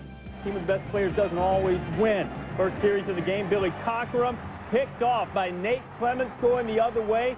Sets up Ohio State deep in Gopher land. Set up a touchdown by Michael Wiley from 3 yards out. Second quarter, same score. Here comes Billy Cockrum. This guy's a threat, John. This is what he does and adds to their offense. He's such a threat running the ball. They do need to pass the ball better to win this game. Halftime on ESPN, and the Gophers are up 10-7. Hey, Ohio State may take away Mason's alumni card if he pulls this one off. Buckeyes need this one for their bowl eligibility. Also in the Big Ten, in the Big House, Illinois and Michigan. Illini went up early, 7-0. It's 7-7 when Tom Brady lays one in there to Marcus Knight. The story of a man named Brady. Last 12 Big Ten games, he has a touchdown pass. Michigan rolling. And Michigan only is averaging 108 yards a game rushing. Much better in this game. That's why the play-action pass is working. When we started the day, we said big-time teams going into hostile environments. That includes Kansas State at Oklahoma State. The Cowboys with Tony Lindsey back at quarterback. They lost him to a knee in the opener, and early on, Lindsey on the quarterback sneak, his first action since the first game of the season. Boys on top 7-0, and Lindsey would get busy again, John. Watch this. They need this again, just like Minnesota. Tony Lindsey's the key. Now remember, both of these defenses are ranked in the top 5 in the country, but it's Oklahoma State stepping up. 21-7, so important that they have Lindsey back at quarterback, and K-State, of course, hurting with David Allen banged up, Frank Murphy as well, and going to the big 290-pounder Joe Hall at tailback. Down in the SEC, Kentucky and Georgia, Dusty Bonner out of Valdosta, Georgia, perennial high school power. You see Kendall Bell coming through right there, blitzing through. Nobody picked him up. Bonner didn't get rid of it. Defense staying strong for the Dogs. First quarter, it's 7-0 Dogs, and here's Jasper Saint. Finally coming into his own for the Yes, he was a little questionable in this game. Kendra Bell, whom you spotted first, has been their big play man on defense. He's keying that defense for them. And between the hedges, Georgia's broken off the switch, and they're giving Kentucky a whipping, 21-0. Marshall taking on Buffalo. Chad Pennington just trying to pad the stats. The Bulls are winless on the season. Marshall unbeaten, and here's Pennington. Have to like him finding Doug Chapman. Yes, and I'll tell you what, Chad Pennington is being overlooked for Heisman Trophy consideration because some people don't feel the schedule is as strong. Buffalo, obviously, is one of those teams. 38-3 at the break. You see Pennington's numbers, 13-17, 263, and 3 touchdowns at the break. In the Big East, Miami has not beaten a Division I-A opponent since August when they beat Ohio State. BC, only one loss on the season. Nobody really believes in them yet, but Tim Hasselbeck finding Brian Arndt for the touchdown, 17 yards at 7-0. And then the fabulous freshman, William Green, going in from the 2, 14-0. BC on top of the Hurricanes at this point. Tom O'Brien has his team ready to play in this one at home. And they're spanking Butch Davis's crew. The Canes look as if they just came out uninspired, John. These teams on the road today, Reese, we're going to see it all day. Don't be surprised if we have a number of upsets. Well, certainly that one's stacking up. 21-0 Boston College on top of Miami. Now, we've talked a lot about highly ranked teams going into hostile road environments. That certainly includes Penn State, who will go in and face Purdue. Purdue red hot after just carving up Michigan State. We see what Ron Dane's doing to them on the ground. Drew Brees did about the same thing to the Spartans through the air last year. He did, but this is a little different defense. Penn State, of course, did a great job last year against Drew Brees. But let's look at how Drew Brees has done and pinpoint this. Here you see David Madkin, and you'd think that he's playing man-to-man. Drew Brees reads it as man-to-man, but you see his eyes look in at the quarterback, which means he's playing zone. So as Brees goes back and throws the ball to the receiver breaking out, he steps right in front, intercepts the pass. This is what Penn State did so well last year against Drew Brees. Now, last week, it was Michigan State, okay? You see that now the corner's off. Brees knows that the receiver can run off the corner, and here Daniels breaks against the linebacker, breaks out. There's nobody underneath here. He gets a nice, easy throw. This is why they carved up Michigan State last week. We saw a lot of that. Chris Daniels catching passes, a Big Ten record. 21 receptions a week ago, and you see how Drew Brees has fared against these highly thought-of defenses, although the pass efficiency defensive rankings of the teams he's faced so far sort of in the middle of the pack, but he's certainly acquitted himself well. A lot of drops in the Michigan game, however. Yeah, and Penn State comes in 37th, so they're right in the same category with those other teams in the Big Ten. The key is you must constrict the number of yards you get on those little passes underneath. Willing to call an upset in this one yet or not? Not yet. Not yet. I did call last week, yes. but not this week. No doubt about that. You had Ron Dane early. I guess one prediction to be right on. Well, is, there's a couple more, though. Okay, well, we'll get to those. You can see the Penn State-Purdue game on ABC this afternoon. It kicks off at 3:30 Eastern Time. Also, that Nebraska-Texas meeting, a big clash in the Big 12. Stanford leading the Pac-10, and North Carolina, Maryland. All of this coming your way on ABC. It is the home of the Bowl Championship Series. Buick Halftime Report continues after this.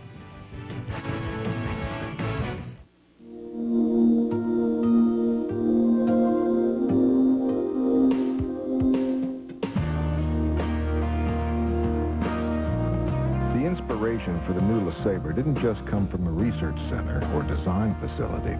It also came from your family. Introducing the all-new 2000 LeSabre. Nebraska's offense has rushed for more than 1,000 yards the last 3 games. 3 woodshed beatings. Their defense, labeled by Osborne, maybe the best he's seen. He's no longer the coach. He can say that stuff. That might be premature. No, I think he's right. This is a great Nebraska defense, but here's an interesting note. 4 of the teams that Big Red have beaten are ranked 83rd or lower in total offense. They have not played anybody. Texas is ranked number 10 in the nation. They can test them. Number 11, Major Applewhite. Now we do it again. Up to any challenge. Hankook Tires. So, sir, I think that I could be a real asset to your company.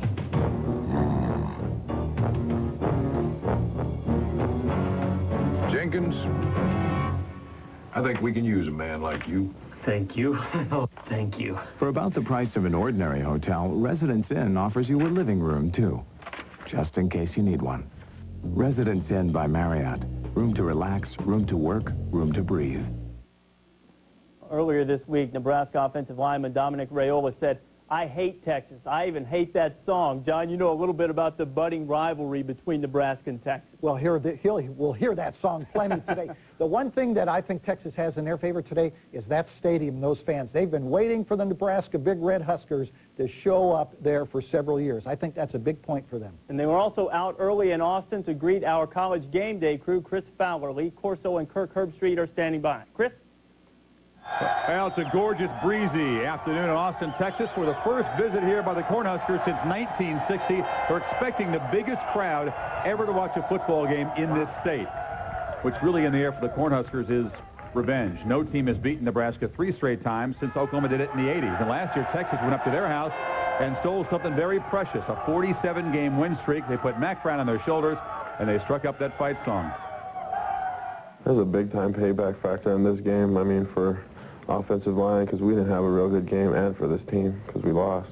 Seeing that coach getting carried off our field, holding Texas Longhorns things high, and I mean, it was a dead silence for us.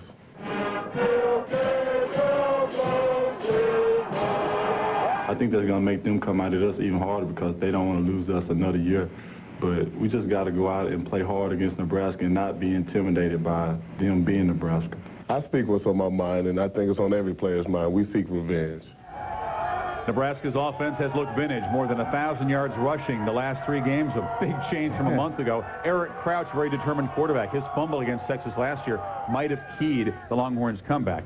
Nebraska's defense now, Lee, haven't allowed more than 14 points. Even Tom Osborne calling him one of the great defenses he's seen at Nebraska. Is it too early for that? No, it's not. You're absolutely right. Nebraska does have a great defense, but here's some interesting notes for you. 4 of the teams that the Big Red have beaten are ranked 83rd or lower in total offense. That's not very good. Texas is number 10 in total offense. They will definitely challenge the Nebraska defense. Number 11, Major Applewhite, the quarterback, loves to throw the screen, but he also likes to lob pass for touchdowns. And then Hodges Mitchell makes the good runs in the middle. I think the Texas offensive balance will score enough to beat Nebraska in a big, big game. Upset tonight. Well, you know, you look at that Nebraska defense. Charlie McBride, the defensive coordinator, told me earlier this week, he said it's the most self-motivated defense he has had in his 19 years as a defensive coordinator. But you're right, they have not been tested the way the Texas offense will come after them, both running and throwing. It'll look for number 21 on Nebraska, Mike Brown. to be heavily involved in run support from his strong safety position. Mike Brown is really the heart and soul of the Husker defense. Nebraska can also pressure an opposing quarterback with depth. They stay fresh. They use team speed to chase around a quarterback. You're going to find a Nebraska defense that is lightning quick. They're going to try to stack the line with 8 and 9 and then blitz Major Applewhite. Nebraska's defense and Eric Crouch's ability to run this offense will get it done tonight for Nebraska. Meanwhile, if the Texas front seven is doing a good job on Nebraska's basic stuff, you can see some trick plays. That brought a smile to Frank Solich's face yesterday. This is the most pressure-packed game, though. It's the first real test for Nebraska. They have the Aggies, they have the K-State Wildcats, but they both come to Lincoln. A big test in Austin for the Cornhuskers this afternoon in front of a huge, loud crowd. Chris will be waiting on it. If you want to talk about trick plays, certainly Florida State and Clemson fit in that category as well. But the big thing for the Seminoles, Peter Warwick is back. His deal with the Dillard's petty theft charge, which has now been reduced to the misdemeanor, has been settled. He will play against Clemson for the Seminoles tonight.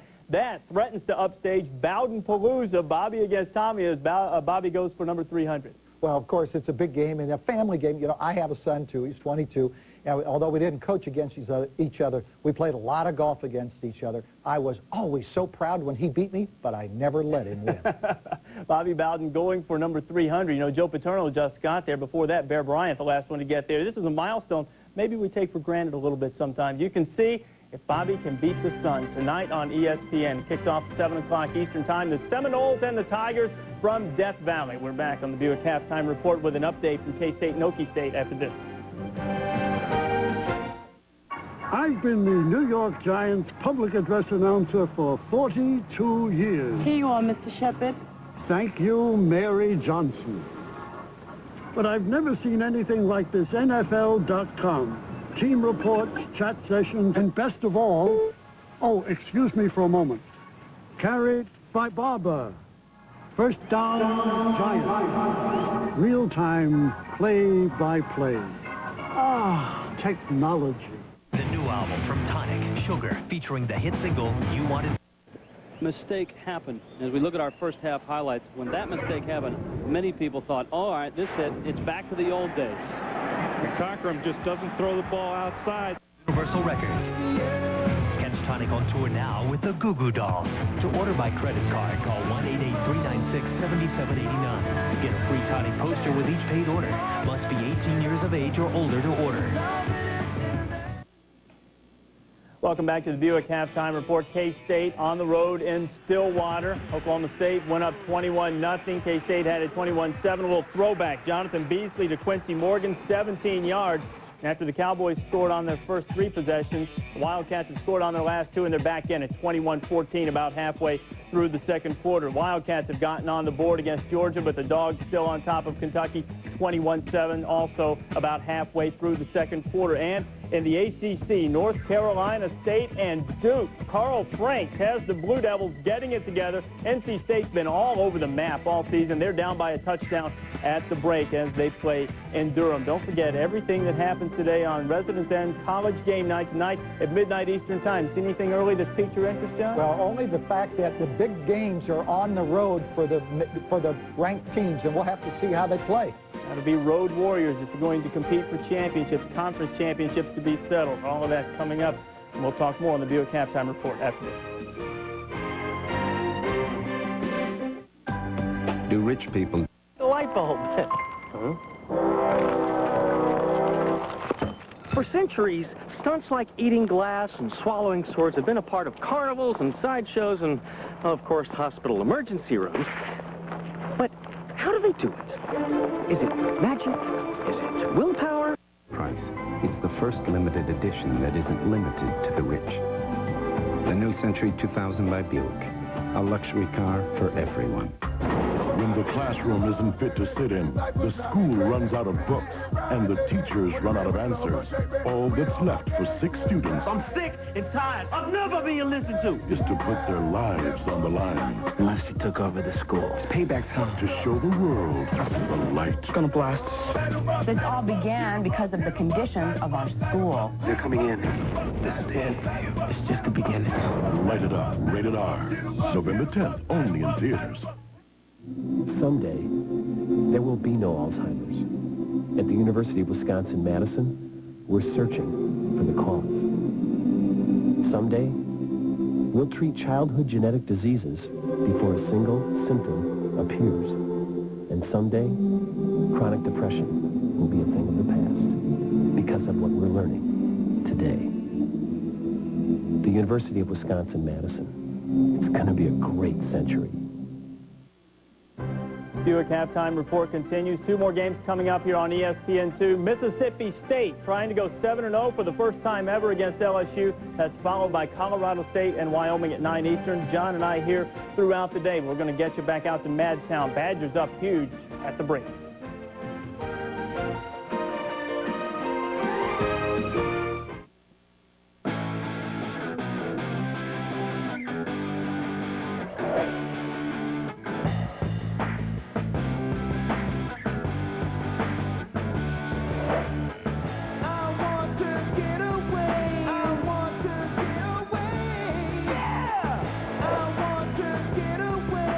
Introducing a radically new SUV, the new Nissan Xterra. Everything you need, and nothing you don't. At Uniroyal, in order to make a point about our nail guard tires, we added a few to our test track. Nail guard tires, designed to seal 90% of tread punctures instantly and permanently. Nail guard tires, the tires that help prevent flats, only from Uniroyal. Now get a $25 gift card to the Home Depot from Uniroyal when you buy a set of 4 nail guard tires. Get your Uniroyal nail guard tires at Suburban Tire Auto Care Centers, Chicagoland's premier independent tire dealer. Hurry! Offer ends November 30th.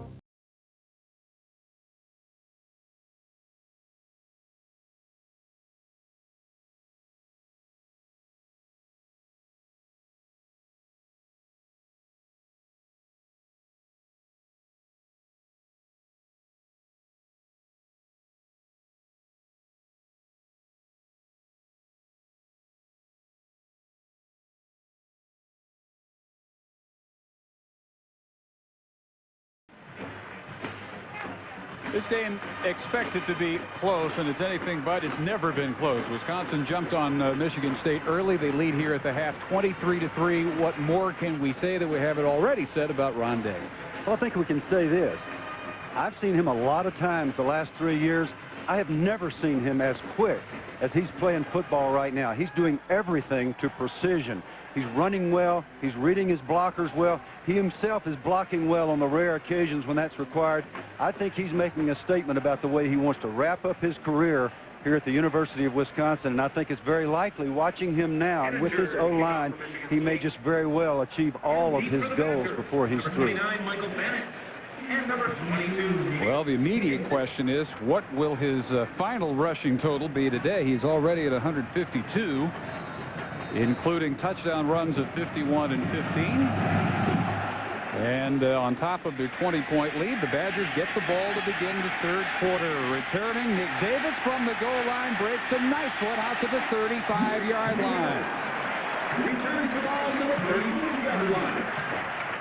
And back to work goes the Great Dane.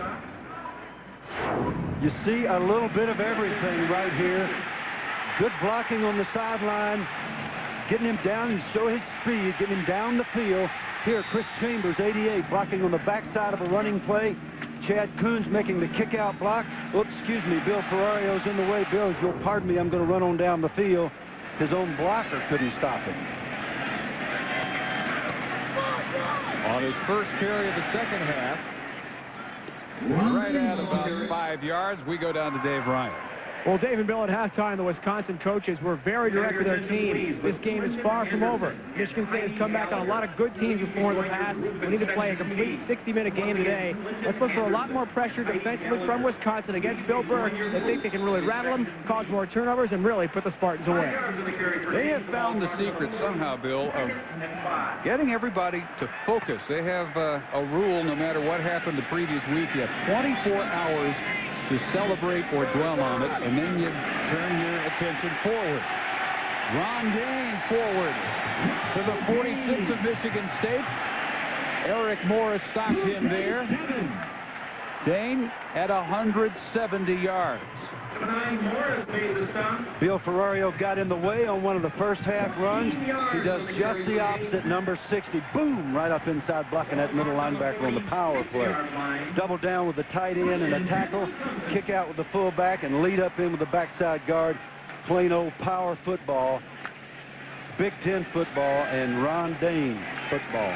He personifies Big Ten football the way it has always been. That is changing greatly. And again through the middle. 6 more down to the 40.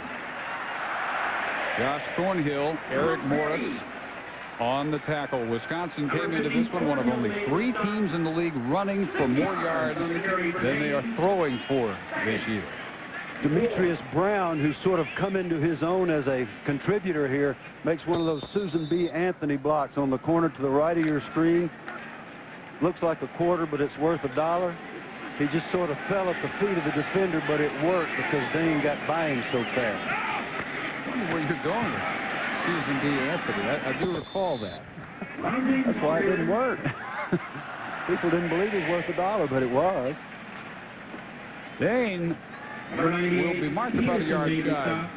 First down gain. Julian Peterson, who was shaken up late in the second quarter, back in and makes that tackle. It will be 3rd and 1, and this proud run defense has been torn apart. 206 rushing yards. That's almost twice as much as they had given up in any entire game this year. With almost an entire half ahead. Dane tried to cut back, and I don't think he got there. That's really right about the line of scrimmage. But what you're talking about, Dave, is what Wisconsin does for a living. Barry Alvarez came here. He said, this is going to be blue collar. We're going to grind people down. We're going to subdue them with our relentless running game, and that's exactly what they're doing. Michigan State made a very good play on 3rd down. And if Wisconsin should decide to go for this, Michigan State needs to come up big right here, fire off the ball, play good goal line defense, and get them stopped. This would be a very good place to take it into the line and throw it deep. Bart Starr used to make a living doing that in situations like this. No, they do give it to Dane. He's hit behind the line, keeps going, and he's got the first down to the 33. I wondered the same thing. They had only Demetrius Brown out wide. But let's pick up the first down first, says Brian White. Barry Alvarez, and Dane does just that. Well, Barry says, if I come in here and sell all this blue-collar, hard-nosed stuff, and then we start trying trickery on 4th down, my guys are not going to know how to act. We'd be out of character. So he really just doesn't do that. Dane makes a very unusual move for him right on that play. He bounced to the outside, lost his shoe, and made the first down. So he's out to get the shoe back on, and Bennett will take this one to the left side. There's a gaping hole for Michael Bennett. He doesn't need much to sprint through. Another first down gain of 11. And what a 1-2 punch. I mean, you almost wish these guys had more years together. Bennett just now coming into his own, and what you'll see here, as good a burst as Dane has, this guy has a better burst, because he burst to like, what, 10 100 meters or something? Close. Whew. Smoke. 9 per carry this week. Last week he averaged 20 per touch. Caught 1 pass, carried 6 times, 114 against the Hoosiers. Tries the right side and picks his way to the 16-yard line. And for all the talk of the excellence of the running backs, what's happening is that Wisconsin's offensive line is just plain blocking Michigan State's defensive line. They're just coming off the ball nice and low, good low shoulder pads, flat back, bull neck, short choppy steps, and that's football, whether you're in the Big Ten, the SEC, or wherever you are. Same group that held Michigan to 6 yards on the ground. No rushing touchdowns in their first 5 games. Ain't already a couple today. And the carry just inside the 15-yard line that time by Bennett. Josh Thornhill on the tackle. 7 tackles already today for Thornhill, and Dane has the shoe back on and ready for a 3rd and 2. Thornhill was able to make that play because Dane actually misread the play. had he brought it back inside, where once again there was pile driver type movement by the guards in center, he would have had another nice game. He would have had a first down, but he doesn't miss many. I got to say that for him. 3 wide this time on short yardage. But they run Bollinger on the option into the arms of Robert Smith. Bollinger still with enough to pick up the first down at the 11. And he got hit quickly by Smith, but powered forward nonetheless. The last thing Nick Saban wanted to see was this Wisconsin offense come out here and mount a sustained drive, continue to pound down his defense, grind them into submission again, and take it in the end zone. But that's exactly what Wisconsin intends to do. That's very clear. Just outside of goal to go. 1st and 10, the 11 of the Spartans. Opening series of the third quarter. Dane carries Smith to the 7.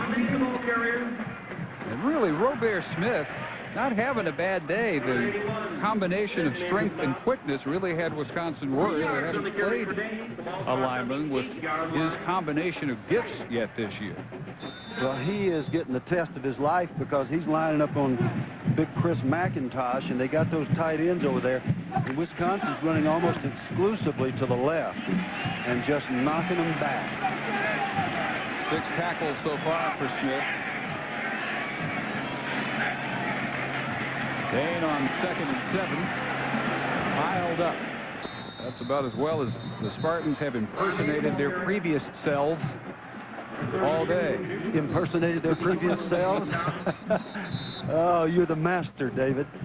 Yeah, they need to impersonate their previous selves a lot more than they have thus far. And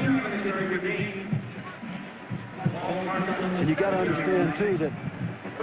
Uh-oh. Eric Morris getting dinged up a little bit. I promise you one thing, he'll be back. He's a tough guy, and he's the leader. I'm sure he's not happy with the way things are going here today. Wisconsin already back at the line of scrimmage, relentless. Got another play. They're ready to go out of 1 back now. But first timeout called with 8 minutes, 31 seconds to go in the third quarter, and the Badgers looking to add to a 20-point lead. Man, that sandwich was good. Is there another one? We're saving it for Dave. You can't resist Wendy's bacon mushroom melt with all that bacon and cheddar. Hey, Dave, why don't you stay out a few more laps? Okay. Where's that sandwich? Here. I hope no one ate my lunch. When you gotta have one, you gotta have one. I will help one client succeed. Then I will help another. I will seek answers to questions others wouldn't bother to ask. Je n'aurai pas toujours la solution, mais je réussirai à la... I will rush to the defense of facts. I work for JP Morgan. I work for JP Je Morgan. travaille pour JP Morgan. Trabajo en JP Morgan. I work for JP Morgan. This is life.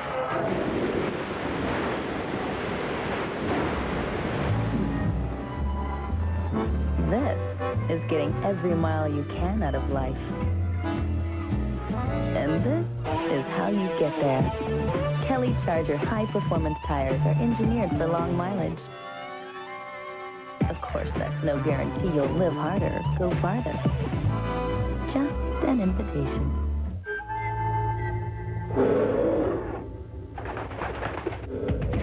If you think all ATVs are created equal, you've never ridden a Yamaha. The new Kodiak 400 Automatic and Big Bear 400 from Yamaha. Because out here, bears rule. Now, for a limited time, get low monthly payments on every Yamaha ATV and a great deal on a winch flower generator with select models.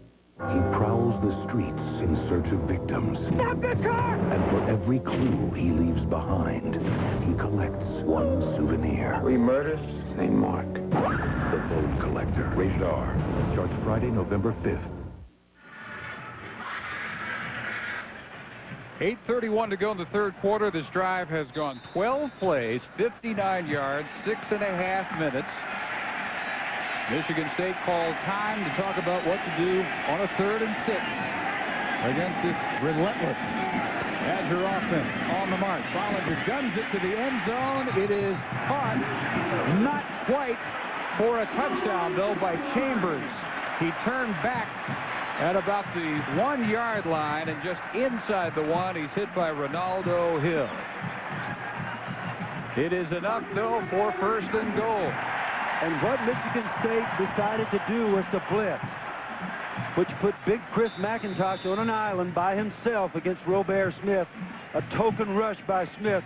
Chambers getting open at the goal line. Needs to learn that he needs to get into that red part. Marvelous catch. Great athlete. Should have been a touchdown. Had he driven a half step further, it would have been. Quarterback sneak, Bollinger, touchdown.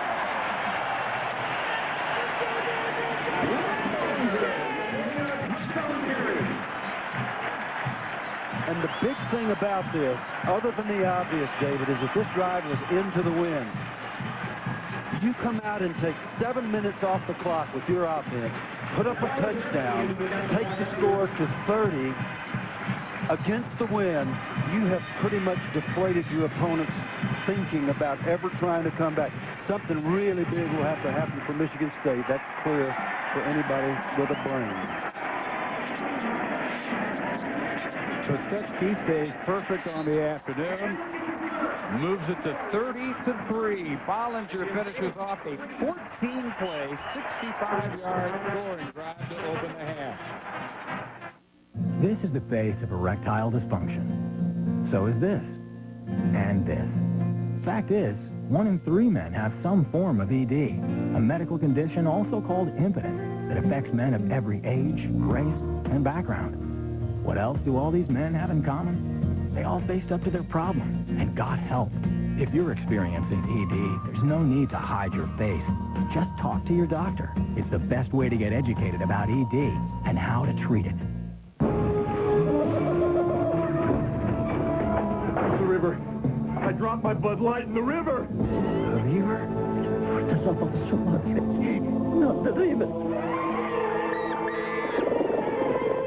Bud Light in the river. Oh, well, here we go again. Who's with me? Shine! With a great taste that won't fill you up and never let you down. Make it a Bud Light.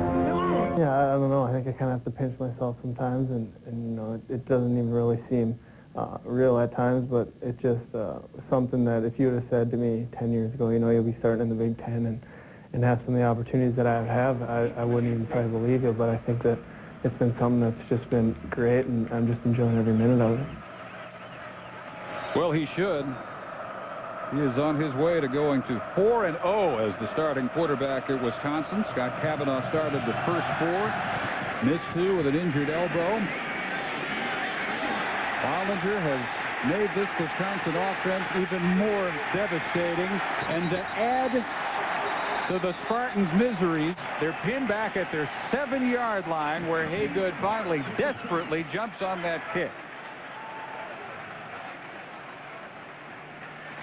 Just when you think it can't get worse for the Spartans, that's where they start after this drive, which almost takes 7 full minutes off the third quarter clock for Michigan State.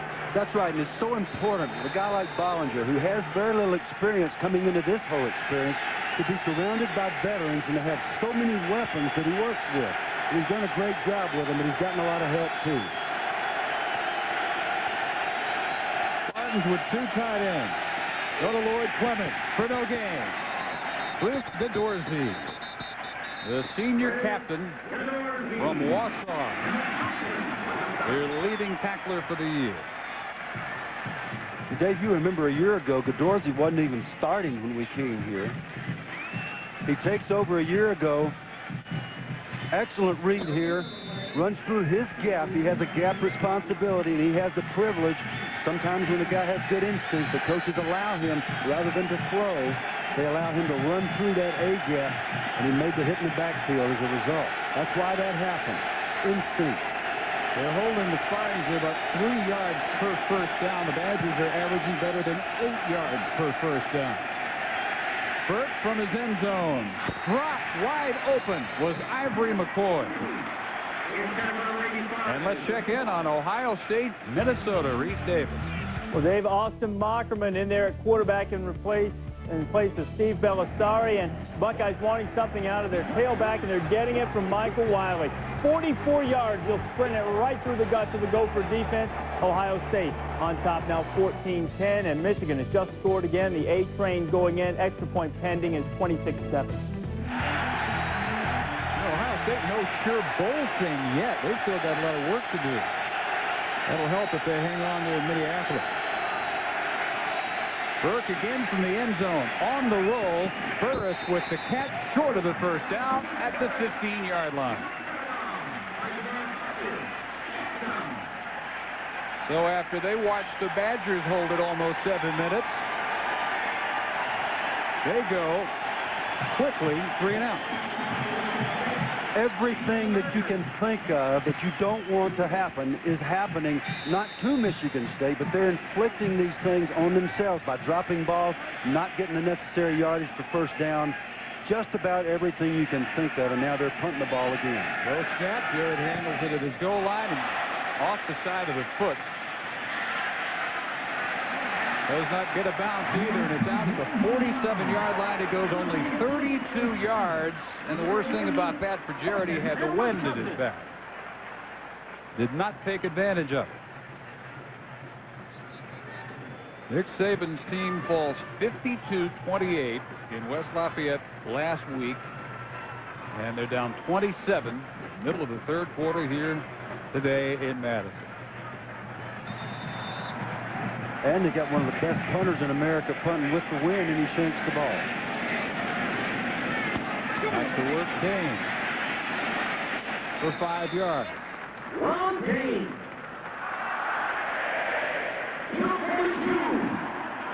Fletcher matched up on the big guy, Burris. He's given away about 8 inches of height. He's really playing cat and mouse in this game. He backs off this time rather than play it tight, but makes the hit, knocks the big guy out of bounds in time to keep him from making the first down. So they're back in business on the other side of the 50-yard line. You just don't want Wisconsin in this kind of situation. They've been in it all day long. Look here, it goes Dane, steaming left, inside the 35-yard line, another first down. Again and again, Chad Coons, number 41, out front leading.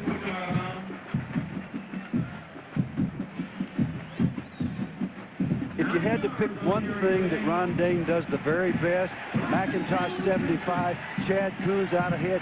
He's patient. He waits for the blocks to develop, gets in behind them. Look at big 75. Now Coons is coming around the outside.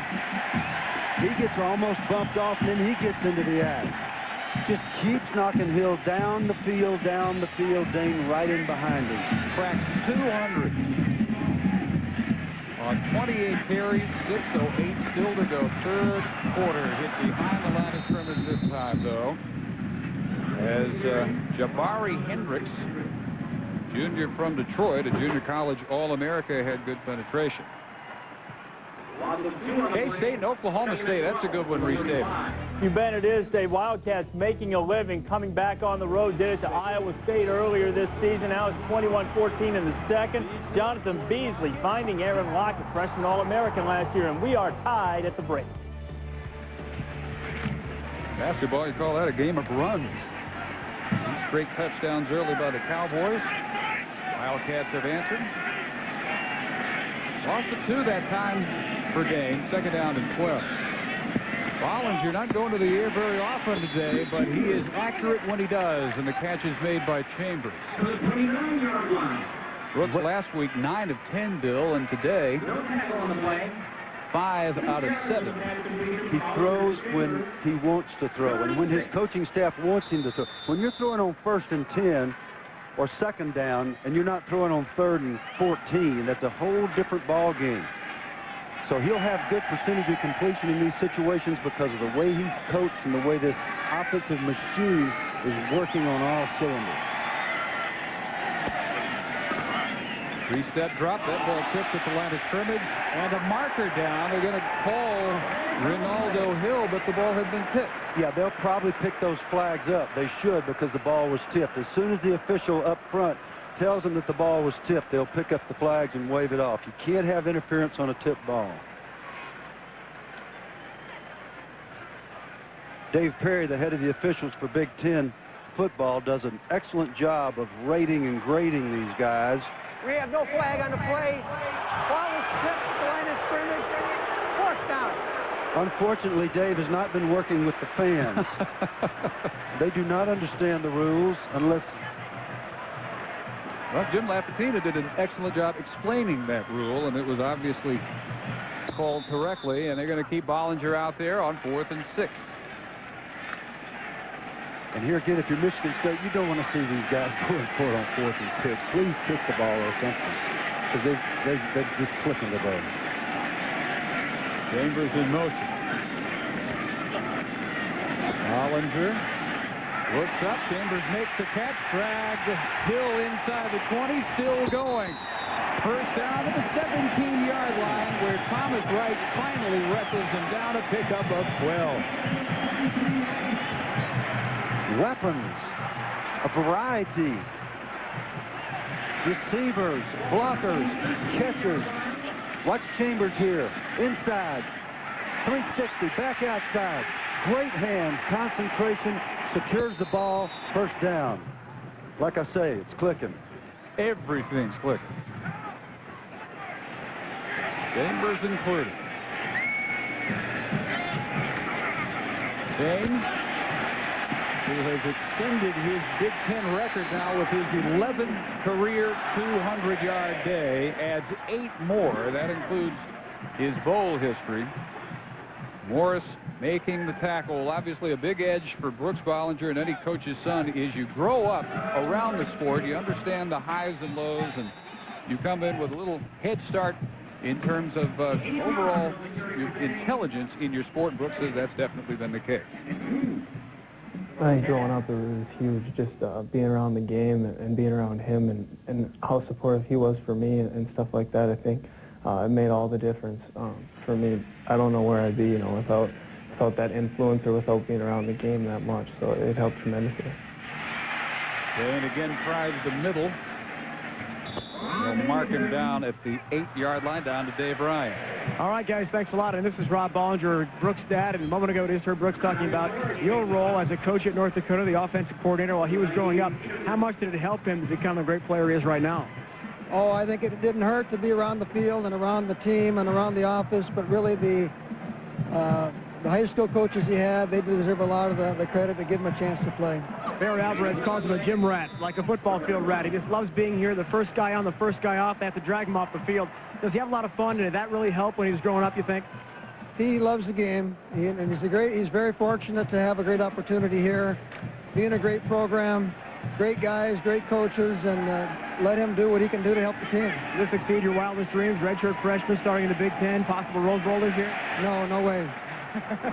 Thanks a lot, Rob. Guys, back upstairs. Proud Papa, and Brooks sneaks for what would appear to be first and goal at the 7-yard line. And it is. Yeah, Brooks might not have had the goal to be starting at this point, but old Dad did. Dad knew that son could do it. I think that's a marvelous story, and I think Coach's sons are very special. I happen to have one of my own and a daughter. Coach's daughters are very special because they have to put up with a lot, but they also tend to enjoy what the coach is doing. I'm looking at first and goal from the 7-yard line. Ron Dane hit at the line of scrimmage by Jabari Hendricks. Wisconsin red zone offense this year, updated for what they've done today, 32 out of 37 times inside the 20 they scored. Now, the biggest thing about those numbers is they've been down here so much. And when they've been down here, they've made it count. 24 touchdowns, 8 field goals. That's up around 90% scores, but mostly touchdowns, David. Boy, and we're down now under 2 minutes to go in the third quarter, and Michigan State has run 3 plays. As I said, nothing worse could have happened for Michigan State than for this offense to come out and dominate. 2 tight end sets, play fake and a roll for Bollinger. Breaking 1 tackle, but at the 8-yard line, knocked down by Morris, who is back. Yeah, we hadn't had a chance to feature Eric Morris, number 9, the strong safety for Michigan State, but he's got 8 tackles unofficially by our count. He did a nice job that time out in the flat with Coons, who was the primary receiver. Coons, the fullback, had come in misdirection, came back out, was covered by Morris, and he just knocked Coons down and ran up and made the tackle. Eric had to leave briefly with a bruised shoulder. He usually inflicts bruised shoulders. He doesn't usually have that. 3rd and goal coming from just inside the 9. And Ron Day hit at the 5. That's all we can manage. 4th and goal from there, and the Bradger crowd already getting the cries up, but as soon as they start hoping for a 4th and goal touchdown attempt, Vitaly Pisetsky runs onto the field. Under 30 seconds to go. From this distance, wind not much of a factor, but if time runs out, he wouldn't mind turning around and kicking with the wind at his back. These are capricious winds in this part of the country, and they can make a difference at any distance, and so I think you're right, Dave. So in the 3rd quarter, which began with Wisconsin leading 23-3, Michigan State runs a total of 3 offensive plays. And they'll begin the 4th quarter down by 27 in Madison.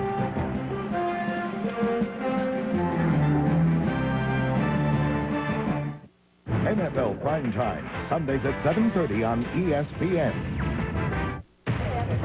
Nowadays, millions of people go to online brokers to make a trade. But where do the online brokers go? Knight, the world's leading market maker, where the trade gets done. Reach across time and see yourself. You stand tall against terrifying enemies. You build masterpieces and break down barriers. You rush into the future and meet your past. For every time, at every moment, the official network of every millennium. The History Channel, where the past comes alive. What will it take to build this company? To get ready for prime time on the web. How can we do everything a little faster? Okay, a lot faster. When they're looking for answers, more CIOs, more webmasters, more people, look to Compaq than to any other computer company in the world. Limits? What limits? Compaq. Better answers.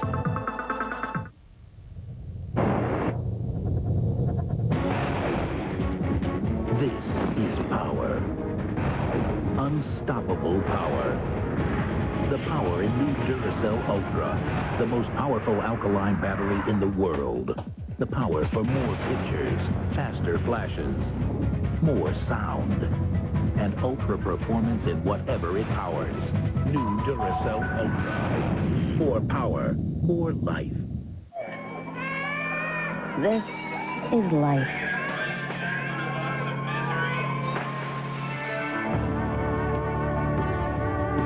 This is getting every mile you can out of life. And this is how you get there. Kelly Charger high-performance tires are engineered for long mileage. Of course, that's no guarantee you'll live harder, go farther. Just an invitation. Who puts hundreds of millions of their own money on the line, all to help you get the best price? Knight, the world's leading market maker, where the trade gets done.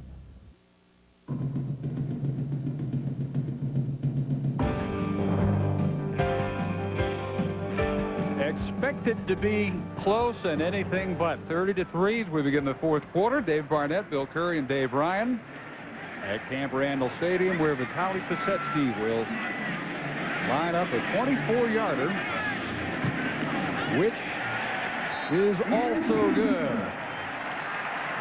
And Pisetsky with 3 more on the board. It is a 30-point edge for Wisconsin, just underway in the 4th quarter, and we return to Camp Randall in a moment.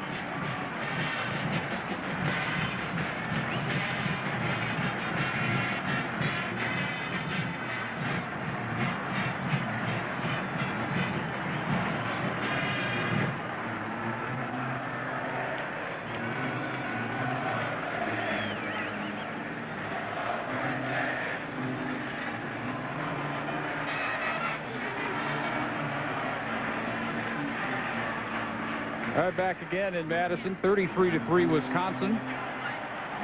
Boy, Bucky has to do a push-up for every point. He's going to have Rondé like biceps. He doesn't already. Push-ups work the pectoralis major. The biceps, very little, David. We're going to work on the anatomy, but Bucky will have some funny-looking pectoralis majors after these points. I mean, I think Wisconsin's going to put up a lot of points the rest of the year. They are really, really stout on both sides of the ball. Well, the way they're going, the disappointment is that Penn State's not on their schedule this year. They wrapped up their Big Ten co-championship last year by defeating Penn State. They are the last team to do so. Their final game of the regular season last year, which set them on the road to Pasadena, where they knocked off UCLA. Hard to imagine, even as well as Penn State's playing right now, that they're playing any better than Wisconsin has since they went to Bollinger at quarterback. That's where you mark the divide in this season for the Badgers. Yeah, and it happened in the fourth quarter of a Michigan game that they lost. But Coach Alvarez and Coach White said he just seemed to be mature. He seemed to have grown up on the spot. And those things seem sudden, but they really are gradual. And he just took command, lost that Brook Trout stare that so many youngsters have, and he's been in command ever since. Now, the Spartan offense has had it a total of 3 plays and 1 minute 12 seconds in the second half.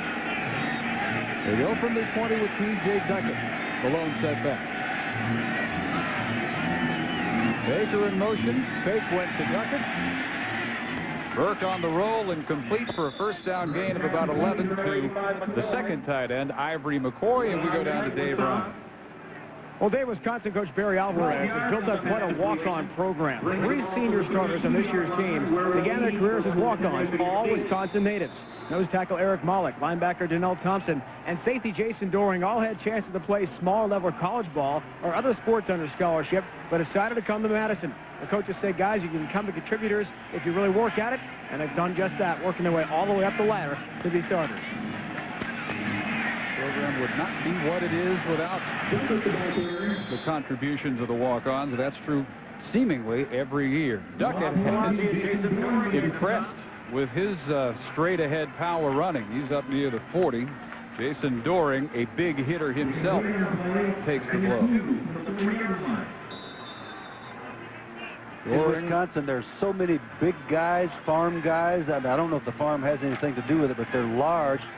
And now that Wisconsin's got this walk-on thing going, they want to come here. And they seem to earn a spot and seem to do well.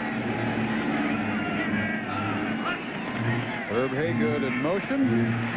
And Duckett has the first down and a lot more, and a Dane-like effect when he comes in for the Spartans. Eccles and Godorsey on the tackle at the 46.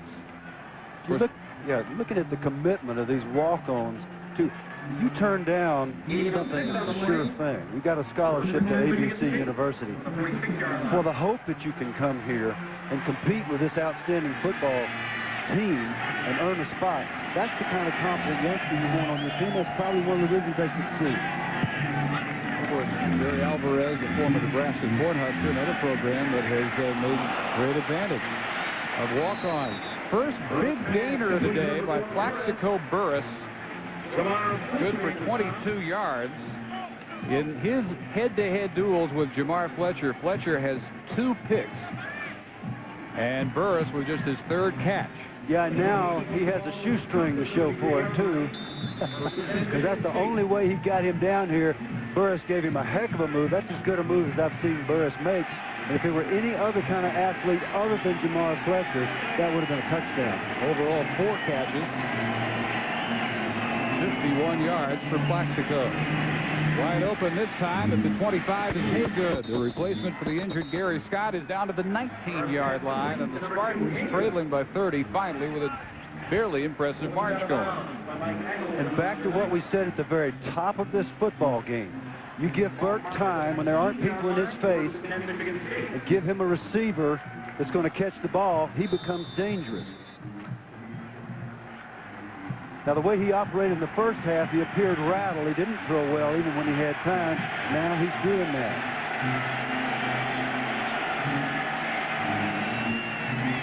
to give for Duckett. And TJ down to the 17-yard line. They want him ideally down to about 240 pounds. Right now, at linebacker size, according to Morris Watts, their offensive coordinator, right around 255. But with Clemens, a departing senior this year,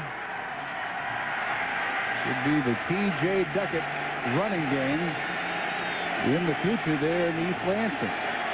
Lost Cedric Irvin to the NFL last year, but even so, their running game is improved this year.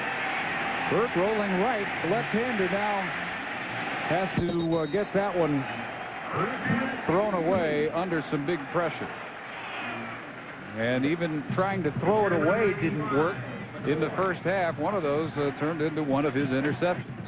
Yeah, it did, and Plaxico Burris is not nearly the factor that we thought he would be in this game. And I got to add, the tight ends haven't been either. They've only thrown the ball to him 9 times. He has 4 catches. And remember, this is the guy that caught 10 for 255 yards against the Michigan Wolverines. Tight ends have each caught 1 ball. Baker and McCoy not factors today. Burke, again pressured, will step up and fire to the end zone and dropped at the back of the end zone by Burris.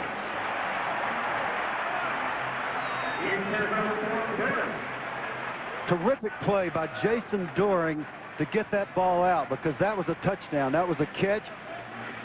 I guarantee you, Plaxico, this is one of those covey of quail thing. They come out of a bunch. Plaxico gets over here, and Burke does a good job of moving in the pocket, and Doring just strips him. Defensive backs do drills on that every day. Coach Phil L. Mason, the secondary coach, works his men at that kind of drill.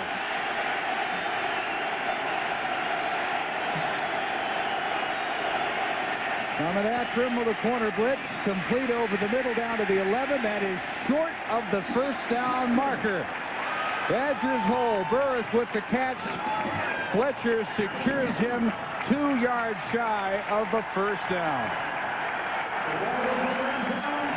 Very important defensive strategy here by Kevin Cosgrove of Wisconsin, the defensive coordinator. He comes with a corner blitz, knowing that there's going to be a hot read and a throw to Burris that's a short throw. He's counting on his people being able to tackle him before he reaches the first down marker.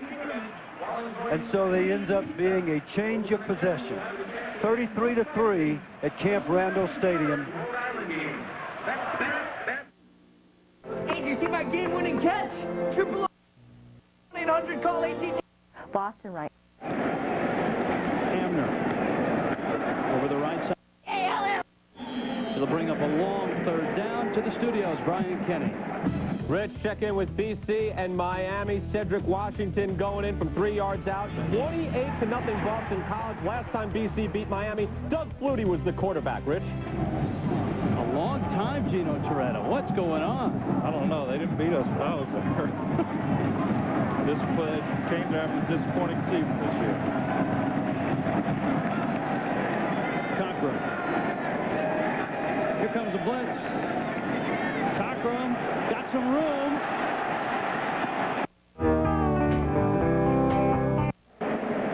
Donnie Nicky made the stop for Ohio State.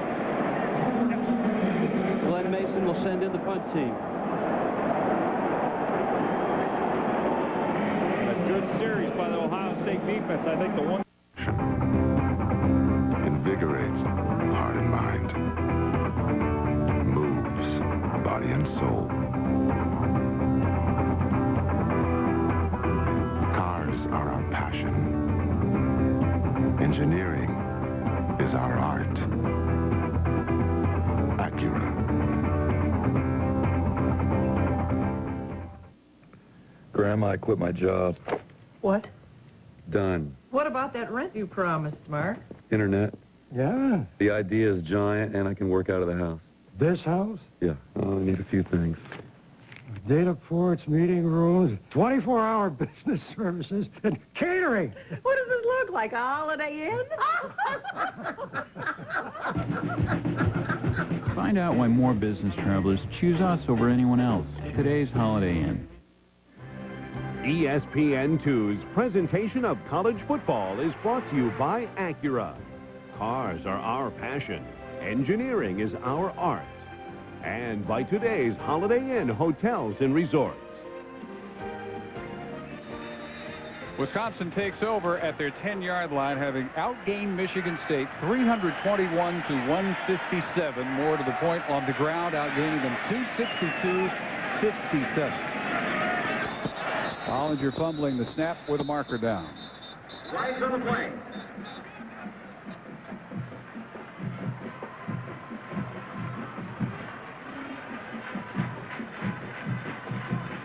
Waiting for him to sort it out down there. Prior to the snap, dead ball, false start, offense. Half the distance to go. So, Wisconsin will back up. But 33-3. This is coming off their easiest win in history, 59-0 last week. Is it a legitimate question right now?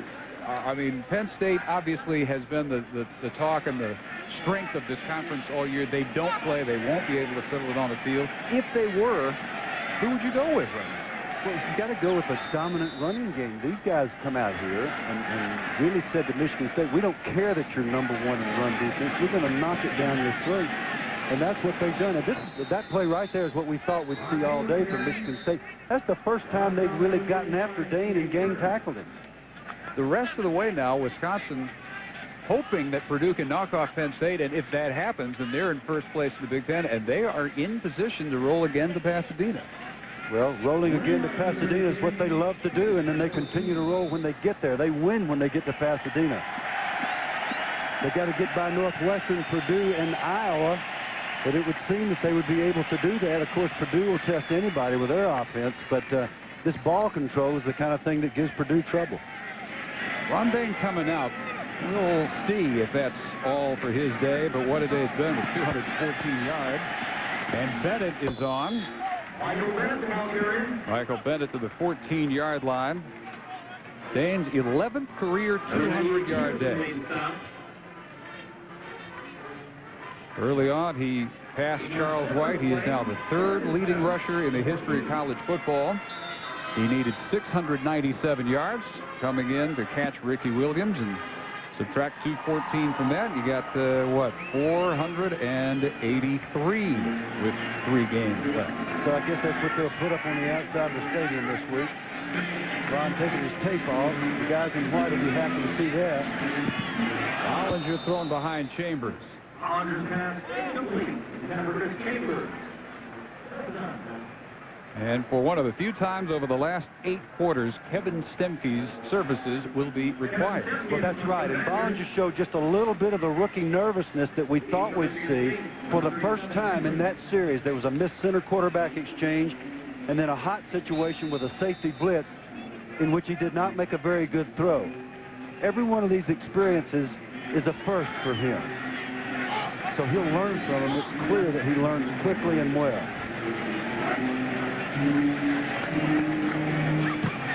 Frederick Henry muffed the first punt and has to turn and sprint as this one goes all the way for a touchback. Good heavens, an 86-yard punt by Stemke. His longest by 9 yards. In the name of progress, man has given up more and more control to the machines of his own creation. Perhaps it is time to take some of it back. A lot more college football tonight on ESPN and ESPN2. LSU and number 11 Mississippi State, an SEC matchup. The Bowden Bowl at 7 Eastern, Florida State and Clemson. Peter Warwick will play in that game. And in the border war, Colorado State and Wyoming. For more, log on to ESPN.com, part of the Go Network. Go.com, Go.McPherson. Don McPherson. Which the Ohio State bench saw a little bit of life when they made the quarterback change, but that has died down. These guys are coming off the field a little bit tired. And let me tell you something about playing in the dome late in the game. The air doesn't move in here. These guys are fatigued. Thomas Hamner.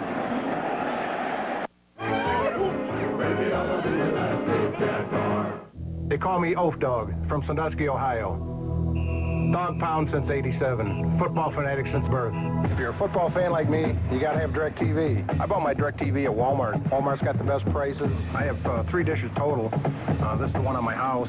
I got another one on top of my motorhome. I get football beamed right from the football gods, right through my dish and right into my veins. Football is life. With DirecTV, it's like you're there. You gotta have DirecTV. You gotta get to Walmart. I love football!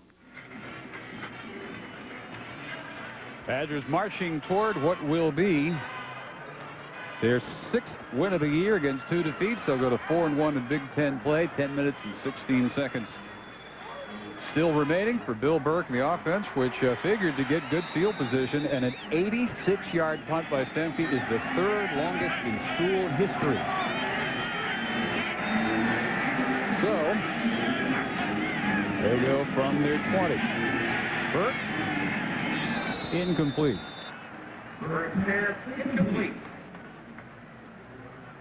Ron Dane clearly done for the day, and if he gets that Ricky Williams record, it will be with awful lot of time spent on the bench in runaways like this. But already Archie Griffin has fallen by the wayside this year. He has caught and passed Herschel Walker.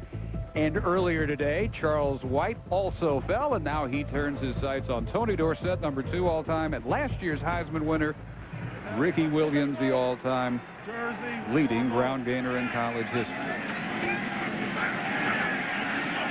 Burke on a roll is complete to Herb Haygood at the 27, 3rd and 3. The 27-yard. Barry Alvarez not varying from his policy that Dane's going to get his yardage in situations that matter, and he will not keep him in. And again, he's not doing it today in games that are already decided. The people who suggest that coaches should leave a back end like Dane just for the sake of individual records, those people don't understand anything about the sport of football. It's a team sport. It would be a disservice to Dane and certainly a disservice to his teammates to leave him or anybody else out there just for the sake of records. And he's pulled them occasionally just shy of 200 or just shy of 300 yards. That's good for a first down with a big hit. Chris Baker holds on. Ohio State, Minnesota. Look in, Reese Davis. Buckeye by birth, Gopher by scholarship. Dave Thomas, Hamner, and it is Hamner time. Dancing in there, finding the crease, and the Gophers are on top of the Buckeyes in the 4th by 3. Hamner right behind Dane in Big Ten rushing this year. Yeah, and Glenn Mason being a Buckeye, that's a big, big deal for him today. A former Buckeye, I should say. First down at the 35. Haygood in motion. Burke looking his way, and Herb makes the catch and then drops it incomplete. No catch. Michigan State, Wisconsin were both 3-1 coming in, a half game behind Penn State, which is in action a little bit later on at Purdue.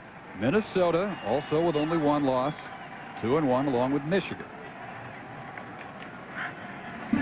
So we called this shakedown Saturday, and Michigan State being shaken down. Yeah, really. I think you just, I really think that's exactly right, Dave. And Nick Saban's going to have to really evaluate this football team. He felt like this team had much more senior leadership and maturity, and now for 2 straight weeks they've been embarrassed.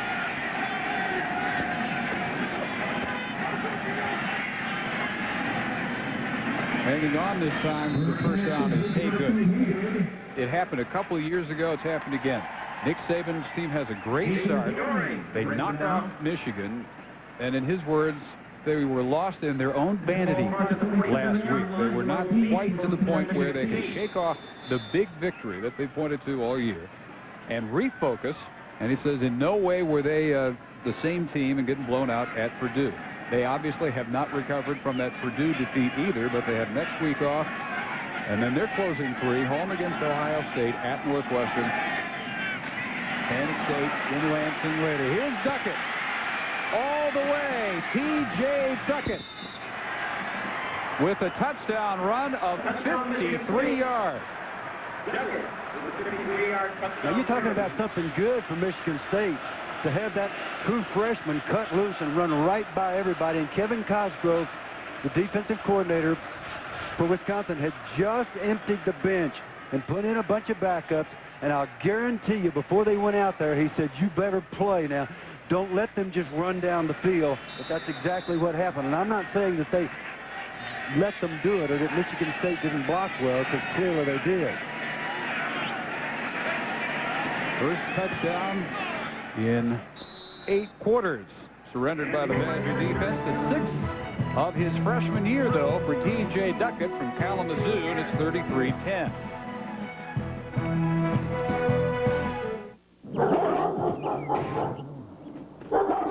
Daddy, Stuart's here.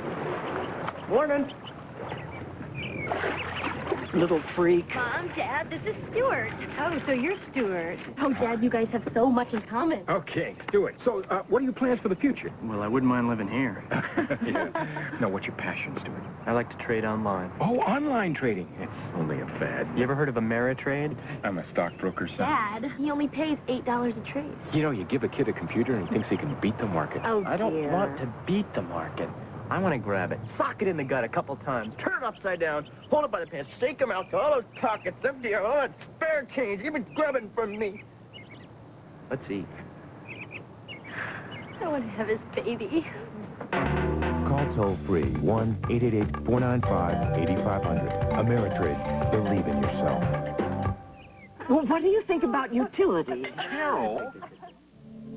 Loyola Marymount star Hank Gathers collapsed here. To honor him, Bill Kimball, his teammate and best friend, shot his very first free throw with his left hand, just like Hank. Free throw, left-handed, in honor of his friend, Hank Gathers. Releases it. He goes in every time. For Hank.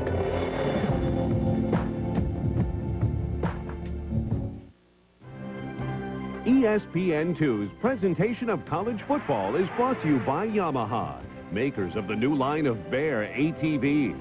Yamaha, 'cause out here, bears rule. And by The Bone Collector from Universal Pictures, starring Denzel Washington and Angelina Jolie. Starts Friday, November 5th, rated R. Spartans hadn't been able to move the ball consistently on the ground since their opening series, and T.J. Duckett just got almost half their running total for the afternoon. They did him a 53-yarder. They have now run for 110 as a team and salvage a little bit of pride and cut the margin to 33-10 with 8:42 to go. And Edinger set for what the Badgers fully expect to be an onside kick. Yep, they've got their hands team, their onside kick team in the game. Instead, he hangs it high. And Ahmad Merritt there to cover it at the 28. Duckett's big, but great speed at 255. Watch this acceleration. He just goes right up the pipe, extremely well blocked up the middle.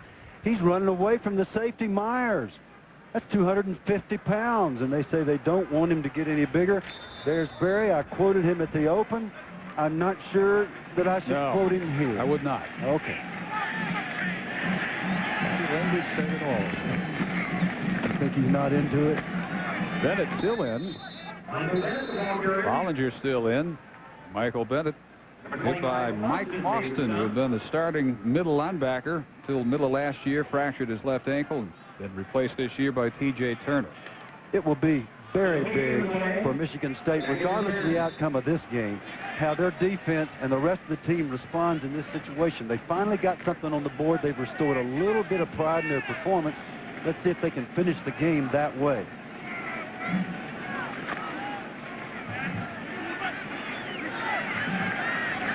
$40 per game allowed coming in, 270 and counting today.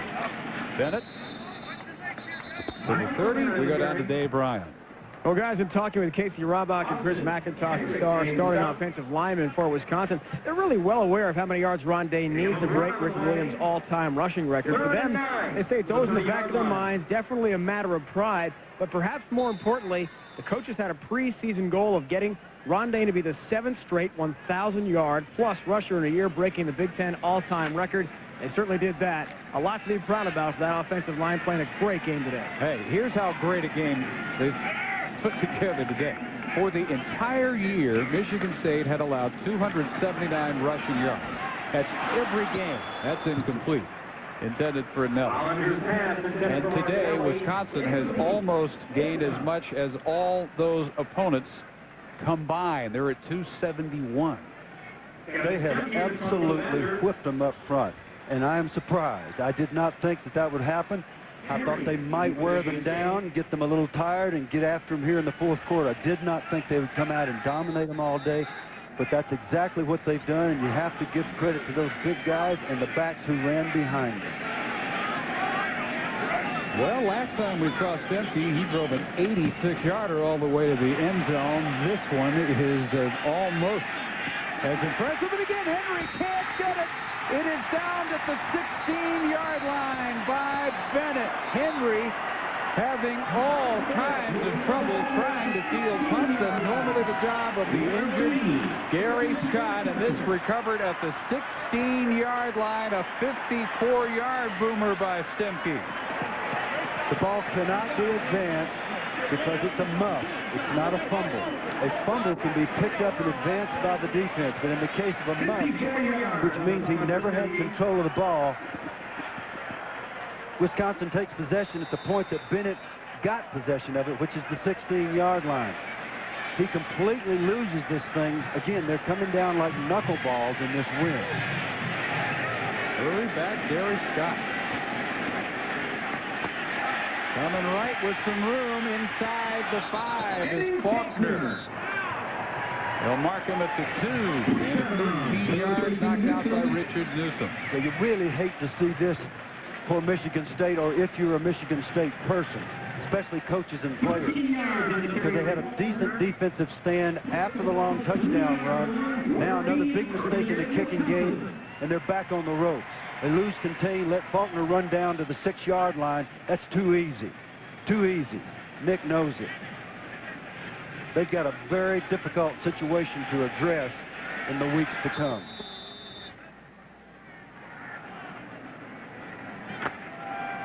Not much Cedric can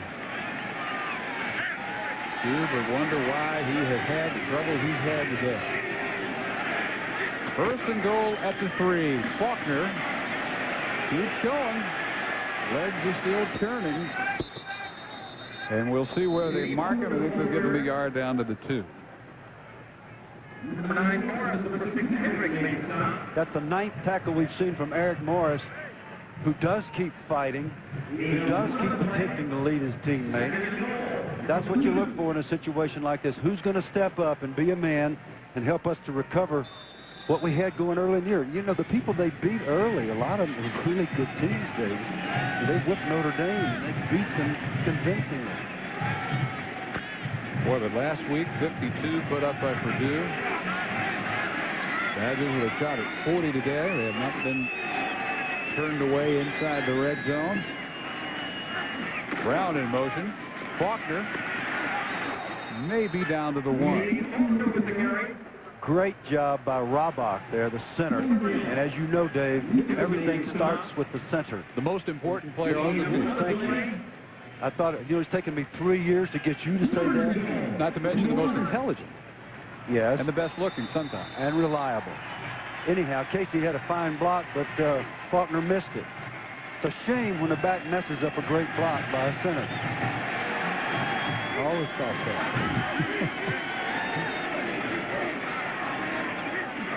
At the 1. Faulkner can't quite turn the corner. He got run down by Mike Austin. And 4th and goal coming from the 1. And it looks like Mike Austin should have been in the game all along. He's just come in recently. He's made every play. Mike's all over the place. 2 big hits up there in the earlier series before the muffed punt. Well, they tried to get a touchdown for Eddie Faulkner, and he comes out and replaced by Michael Bennett. I'll tell you one thing. We will see the Wisconsin starters on defense. I'll make that bold prediction. Cosgrove's not going to watch him run through him like a dose of salts again. And it is Bennett, and he leaps at the goal line, and he's in. Touchdown, Michael Bennett.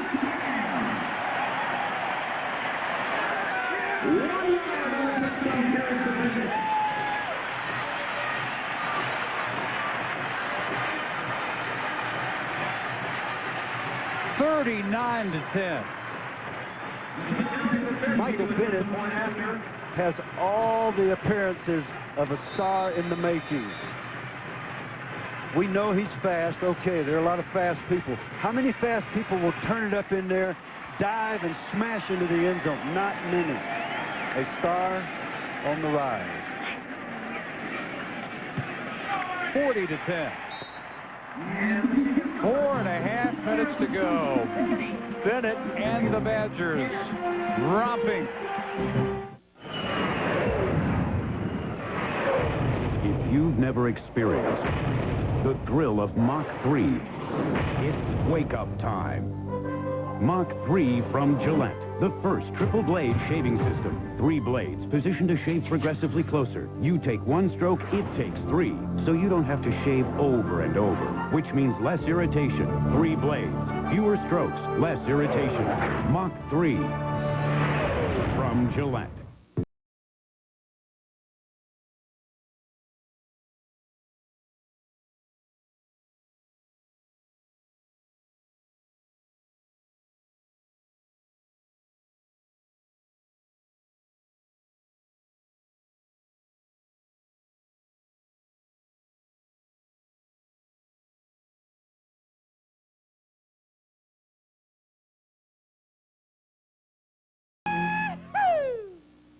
Hi, I'm Doug Flutie, pro football player and father of an autistic child. I started the Doug Flutie Jr. Foundation to help less fortunate families of autistic children get the support they need. Here's a way you can help. Just dial 1010-220. All calls up to 20 minutes are only 99 cents, and 1010-220 will make a donation to the Doug Flutie Jr. Foundation every time you use it. So dial 1010-220, get up to 20 minutes for only 99 cents, and help some great kids at the same time. It's a win-win situation. Michael Bennett started that possession by recovering the muff punt by Cedric Henry, and he ends it with that goal line lead. 40-10. Hey, good. Has troubles of his own. Good gracious. From bad to worse to almost ridiculous. All Nick Saban can do is shake his head. They'll start at the 8. Man. 6-0 start, their best since 1966 when they won their first 9 before the famous tie with Notre Dame. Will turn into a 6-2 record. And they got a back-to-back blowout defeat at Purdue and here today at Madison. And knew you expected. Duckett. Piled up for no gain down to Dave Ryan. Guys, here at Wisconsin, the defensive coaches are never quite satisfied. After that T.J. Duckett touchdown run for Michigan State, Kevin Cosgrove lit into his team. The defensive coordinator, Chris Cadorsey, Donnell Thompson were upset with each other because, after all, the Wisconsin defense has given up 1.7 points per game in the fourth quarter coming into this one today. Remember last week, Kevin Cosgrove coaching the heck out of the team down to the final gun with a 59-0 lead. They never quite give up here. He was beside himself when there was still 1 second on the clock, and he thought the clock operator should have just let it go, and he didn't want Indiana to have even one more chance of breaking the shot. They didn't even throw, but he didn't like the idea that they could crack the schneid, and sure enough, they did. But these guys have not given up a touchdown in the fourth quarter this year until that one. That was a trap by Burris. Fletcher versus Burris. Big advantage for Jamar. 2 picks. Burris, 5 catches, 57, mostly harmless yards. Yeah, and if that ball had been up, that might have been another pick. Fletcher's one of those rare creatures that can run in one direction and suddenly stop and run back in the other direction like he's shot out of a cannon. We've seen him do it so many, many times.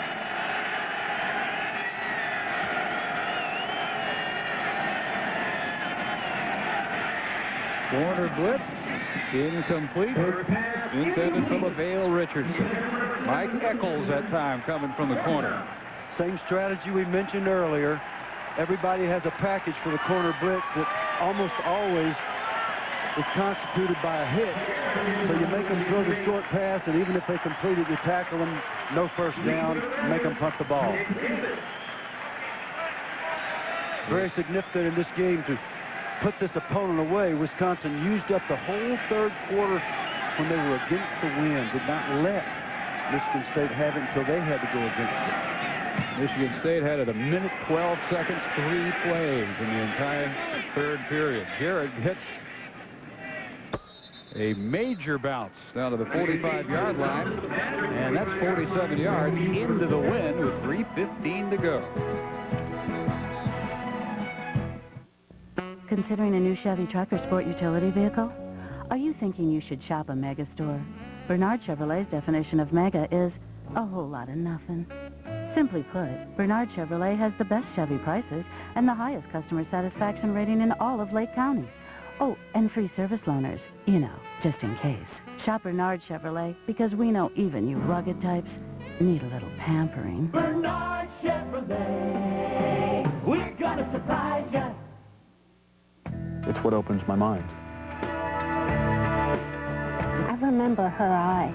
Just gets me right here. It's where I watch the world change. I think it's funny. Whatever you wonder about, think about, feel passionate about, or laugh about, you'll find a channel about it on AT&T Cable. I really get into it. AT&T Cable, where there's something for everyone. Continues on ESPN2. Friday Night Fights. This week's main event, Bryant Brannon defends his USBA super middleweight title against James Butler. Friday Night Fights. Friday at 9 on ESPN2. It's ESPN Sunday Night Football.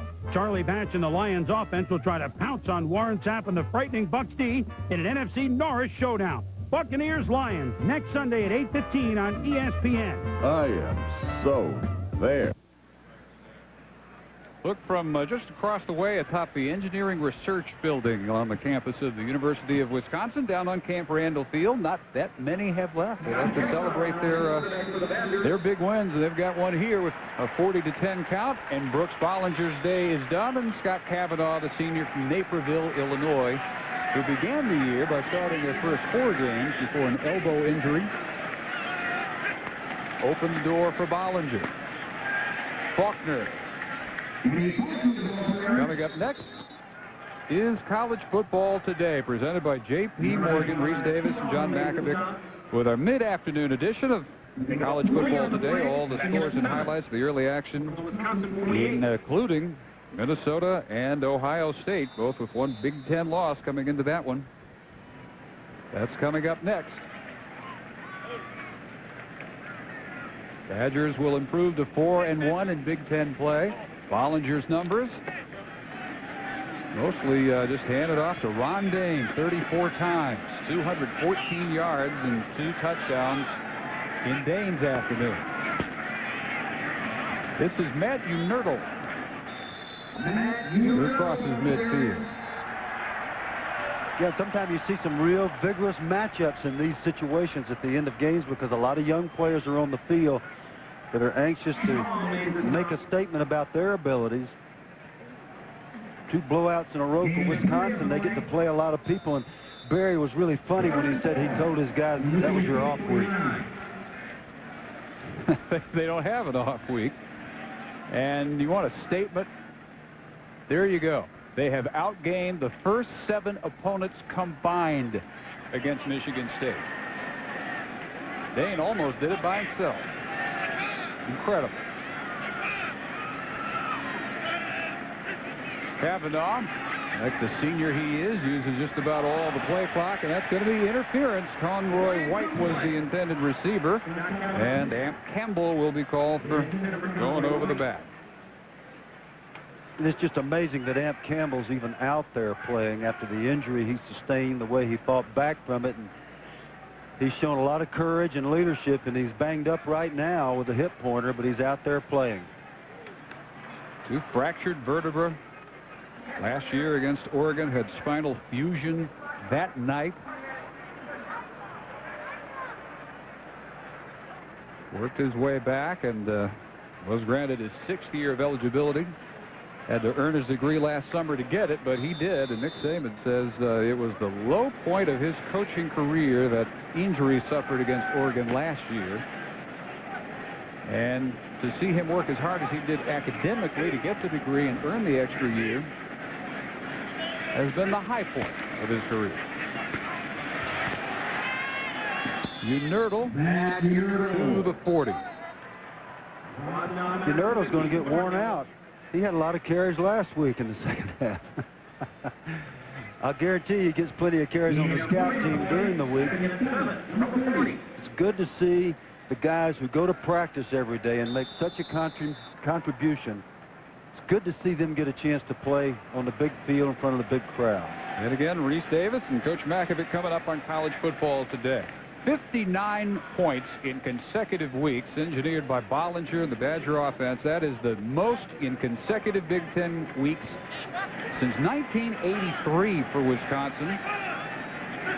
16 years ago to the week. They got 56 against Minnesota, 45 against Indiana, 101 in those back-to-back games. And at 99 against Indiana and Michigan State. They storm toward the rest of their season, and there is simply, based on the way they look right now, no limit. And Barry Alvarez had said that. He said, as good as we looked last week, we're still getting better. We still have an upside, and this is what he was talking about. They're as good as anybody we've seen this year in the country, Dave. They'll be a factor down the stretch in all of the important races, beginning with the Big Ten. Well, they may lead the Big Ten if Penn State stumbles later on this afternoon at Purdue. Ron Dane does his job. He picks up 214 yards, most of that in the first half. Once again, our final score, Wisconsin 40, Michigan State 10. For Dave Ryan and Bill Curry, Dave Barnett saying so long from Madison. Now to the studio for all the day's highlights and scores, Reese Davis and John McAdoo. Fellas? Dave, we can't wait to get started. Look what's happening in the big house. Illinois and Michigan. Illini down 6, 27-21. Kurt Kittner finds Rocky Harvey in the middle of the field, and Harvey is loose. Rocky Harvey going to take it to the house, and with 2:40 and change left to go in the game, Illinois has taken the lead over Michigan. And what a comeback for Illinois. Down by 20 points. This is a big gut check for them on the road in Ann Arbor. Minnesota and Ohio State. This thing was tough all day, and the Golden Gophers fall short late. Nice day for Jonathan Wells and for Michael Wiley, who had the bigger day at tailback. Ohio State 20-17 winners in this one. Yeah, Minnesota will have to wait another week to get bowl eligible. And very important for Ohio State, also trying to get bowl eligible. Absolutely. They still need 2 more wins with the 12th game schedule. Still to come here on College Football Today. We're going to talk Alabama and Tennessee. Sean Alexander leads the nation in total offensive yards, or in all-purpose yards, facing that Tennessee defense. We're back after this. Gentlemen, let's test the grip of our Hankook tires.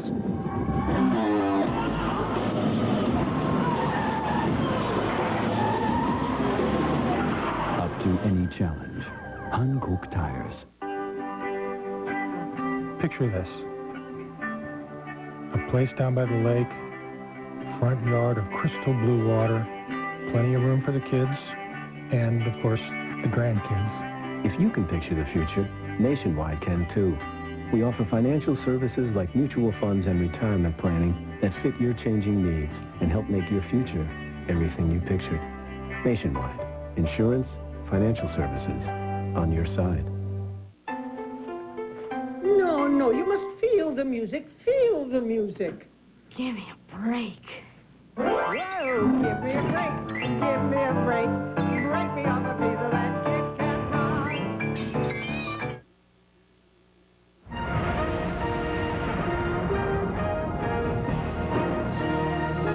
College Football Today is presented by J.P. Morgan. And we're glad to have you with us on College Football Today, presented by J.P. Morgan. Reese Davis along with John Makovic on what we've been billing as Shakedown Saturday. A lot of highly ranked teams going on the road into hostile environments and having to play. And that includes Kansas State going into Stillwater to face Oklahoma State. Now the Cowboys getting Tony Lindsey, their quarterback, back. He was hurt in the opener against Louisiana Lafayette, had a knee problem, but coming back to face K-State in this one. B.J. Tiger and Ben Bowling, inexperienced for Bob Simmons' crew, but Lindsey showing what he can get done. Dancing in on the option, and the Cowboys on top by a count of 14-0. Still in the first half, and Cowboys still on the move. Lindsey finding Ethan Howell. Nicely done here, John. A great eye fake underneath to hold the defense and just flipped it over their head. 21-0, the boys on top. Kansas State, though, would rally in the second quarter. Wildcat quarterback Jonathan Beasley rolling and looking for George Williams. He finds George because George is out there running by himself. Williams tackled at the 5-yard line. That would set up a Beasley touchdown, 21-7. And then Beasley again is going to find a different receiver on the old throwback, Quincy Morgan. Nice throw and catch there. It's 21-14. And then right before halftime, Beasley will look for the freshman All-American from a year ago, Aaron Lockett. Aaron Lockett, watch him make this great catch. The ball is up in the air. Really, they're just trying to make a play. He threw this over the defender. Short arc, we call that. Lockett making a great catch. And Beasley getting it done again. He's just scored again on a run. Kansas State on top of Oklahoma State. The score at the moment, 30-21. Just a few seconds left to go. The point after was missed. So it's a 9-point lead for Kansas State. You know, this is a similar thing to what we saw when Kansas State played Iowa State. They fell behind on the road 28-7 and came roaring back and won that one in the second half. And, you know, everything said this would be a low-scoring game. Both defenses are in the top 5 in the country in total defense. So it'll get 51 points already. And if you like comebacks and you like teams that can perform on the road, how about Illinois and Michigan? Off the top of our show, we showed you the update. Kurt Kittner hitting Rocky Harvey to put the Illini on top. Illinois and Michigan in the big house. $1:48 to go in this one. And Illinois trying to string the upset, 28-27. Boy, after they fell to Indiana a couple of weeks ago, John, it looks as if the Illini finished. Ron Turner doing a nice job getting his club back together. And Kurt Kittner's had an excellent game. You know, in his 3 games in the Big Ten, he only completed 42.5% of his passes. He's much better than that today. And Michigan was trying to drive the field to get in field goal position. A bad snap took them out of field goal range. They're looking at 3rd and 30 right now, so they're down a point. And the Illini about to pull the upset. Michigan sitting at their own 46, needing 30 yards to convert or at least get close enough to try to let Jeff Delverne or Hayden Epstein try to attempt a field goal, and they've just thrown an incomplete pass. So Michigan now looking at 4th and 30, only 4th and 30 standing between the Illini and a monumental upset of Michigan in Ann Arbor. And this is the kind of day, though, don't neglect 4th and 30. Anything is happening today. That's the biggest thing about it. But for Illinois to win at Michigan is so important. What this would do to Michigan is it would put them clearly out of the Rose Bowl picture, and they have tough games remaining with Penn State and Ohio State down the stretch. So $1:29 left to go in that game. Illinois up on Michigan, 28-27. We'll let you know how that all shakes out. In the SEC, Kentucky and Georgia. Now, Kentucky coming off a spanking of LSU for the first time in the Mummy era, did not allow a touchdown, the defense getting it done. And Georgia's really sort of been up and down all season, not really what we expected to see from what should have been a high-powered attack. But the Dogs already up 7-0. Check out Kendrell Bell here. Kendrell Bell last week had 2 big interceptions. This week on the sack, up the middle, unblocked. He's in there for the injured Will Witherspoon and certainly making the most of his opportunity. Still in the first quarter, Dogs still with the ball. And Jasper Saint starting to come on for Jim Donnan, giving them the running threat they need. Dogs up 14-0. Second quarter, 2 Dogs. Quincy Carter, they call him the Cobra because he can strike. Finding Terrence Edwards, 21 yards, it's 21-0. But here come the Cats. Bonner, Dusty Bonner to James Whalen for the touchdown. It's 21-7. Second quarter, same score. Carter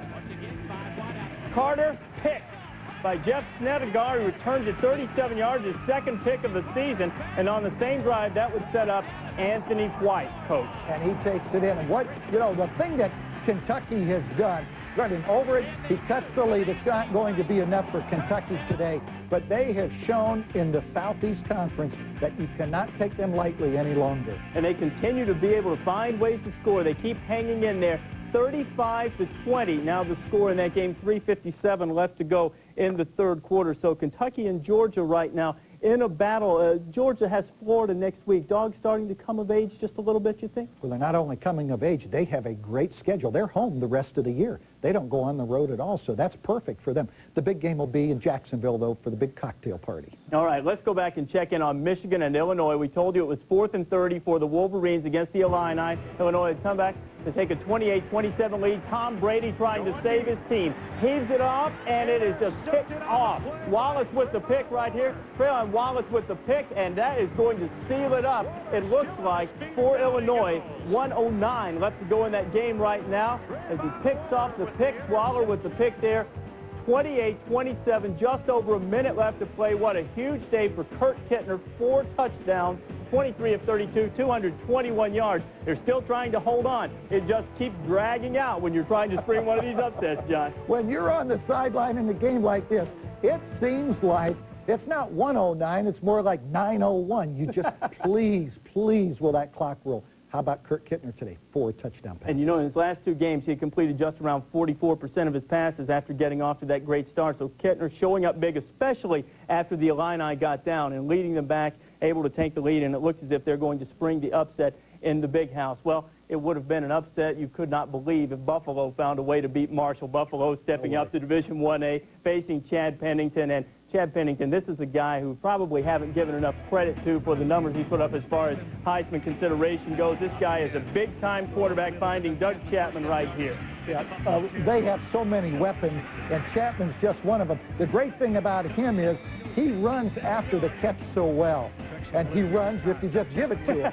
I mean, just get him the ball. Combination. That's right. He runs and he does it all. It's 14-3, the Buffalo Bulls down in this one. Same score, Pennington finding Nate Poole. And Poole is loose again. He, too, running after the catch. 45 yards, 21-3. Let's spread it around now. How about David Foy? Let's have him take one in. From 35 yards out, and then Pennington, well, let's try that again. That's roll right. I know that play. I'm going to have to talk to Bob Pruitt later about that one. Bob Pruitt certainly had his offense in high gear. Pennington and friends winning over Buffalo by a count of 59-3. In Conference USA, Cincinnati and Southern Mississippi, you know how the Golden Eagle defense has played. Cincinnati, of course, bringing the upset over Wisconsin and playing Ohio State tough. So this one figures to be a battle down in Hattiesburg. It is, and I don't know if Cincinnati can hang with them. Southern Mississippi actually is a strong defensive unit. They get Alabama next week. So this is a game they may be looking ahead to. Would you think about it? Southern Mississippi would ever be looking ahead to Alabama? They might be. Alabama certainly won't be looking ahead. We're going to talk about the Crimson Tide in Tennessee in just a little bit, but first, let's check in back up in Ann Arbor, Illinois and Michigan. If you just happen to be joining us, the Illini coming back from 27-7 down. They're on top 28-27. It's late in the game, and Rocky Harvey, who scored the go-ahead touchdown, and Rocky Harvey is loose again. The clock is ticking down, and the yards are winding off, and Rocky Harvey goes into the house for the touchdown to put the Illini up 35-27. But you know what, John? That might have been the best thing to happen to Michigan. Now they have a little time at least to get the ball back and try to go down the field. No, I'm sorry. No? That is not the best thing to happen to Michigan. It's over. The Fighting Illini are going to take this one back home to Champaign. All right, so we'll see what happens. Tom Brady might have something to say about that. Ohio State and Minnesota. It was a terrific game, as seen over on ESPN. Randy Moss checking things out. Second quarter, Gophers down 7-0. Minnesota with the ball. Billy Cockerham keeps on the option. Billy Cockerham going in from the 9, and we're tied at 7. Now, Steve Belisari really struggled early in this game. Pulled in favor of Austin Mockerman. And Mockerman, who started the season as the Buckeye starting quarterback, finding Reggie Germany. Ohio State was sparked just a little bit on the same drive. They've been looking for something from their tailback, and Michael Wiley gives it to them here. Yeah, he does. And, you know, going into this game, the 3 top running backs had only had 145 yards rushing in the Big Ten game. Michael Wiley came up today. And Belisari had led them in rushing the last 3 games. This is Thomas Hamner, the Ohio native, scoring for the Gophers, 17-14. Fourth quarter, 17-14, Minnesota. Wiley took the pitch and threw it back to Belisari, who was back in. Steve Belisari finds that he can help the team in a lot of different ways. This is the clincher for Ohio State, right down the middle. And when you look at this game, that tied the game. Then they come back and win it with a later field goal. Right still added another one to make it 20-17. This was very important for Ohio State. They still have Michigan State, who obviously not playing well from what we just saw, and Michigan left on the schedule. And with their 12 games played, and included that opener in August against Miami, the Buckeyes need 7 wins to get into the bowl. They do, and it looks now that they have a much better chance than they did. This game was so important for Ohio State because had they lost, they would have had to think about where do we have to go if we qualify for a bowl game. Now they can say, let's drive, because if Penn State goes undefeated and goes to the BCS, then a number 2 team goes to the Rose Bowl. That third game is Orlando in the Citrus Bowl, and that's a great game. And then, I mean, they have good options now. Had they lost, no. For Minnesota, wait another week to score. They have to win one more game to get to a bowl eligibility. And certainly Ohio State, something that they really needed for their confidence after it took a beating the last couple of games for them. Well, in the Big East, Miami and Boston College, the last time the Eagles had beaten the Hurricanes on the Doug Flutie miracle way back in 1984, it seemed as if it had been that long since Miami had beaten a Division 1A opponent. They had not done so since that win over Ohio State, their other win over one AA school. First quarter, no score. Tim Hasselbeck looks to the end zone, and he finds Brian Arndt, 17 yards, BC up 7-0. Second quarter, Boston College up 14-0. Cedric Washington, shotgun to draw up the middle, and he's ripping down to the Miami 26, picked up 21 there. Next play, here comes Washington again, this time running to the left, showing some good jets. 19-yard pickup down to the 7, 139 yards rushing in the first half for Washington. Couple of plays later, Carlton Rowe slamming in there from the 7. BC up 21-0 on the Hurricanes. Miami was really struggling. But it wasn't all offense for BC. Here you see Kenny Kelly back to pass. Scott Bradley comes from the outside, nails him. Defense helped them a great deal today.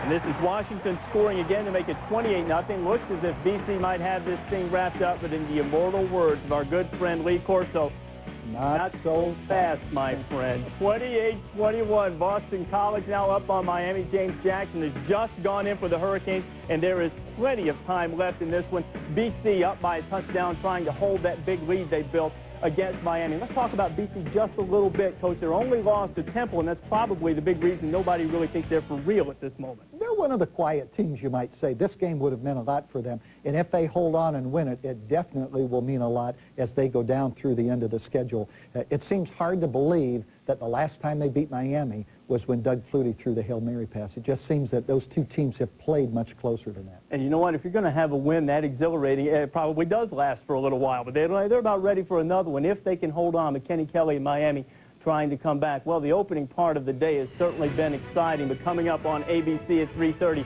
we have some terrific games headed your way, headlined by Penn State and Purdue, Nebraska and Texas, Stanford and USC. Stanford, of course, trying to go to the Rose Bowl for the first time since the Thunder Chickens as they take on USC, and North Carolina and Maryland in the ACC. So a good slate of games. Which one jumps out at you from there, Coach? First of all, I coached against the Thunder Chickens back in 69 and 70, and they were good. Stanford really has a great opportunity to take a commanding lead in the Pac-10 for the Rose Bowl. No one's going to the BCS from there. How about Purdue?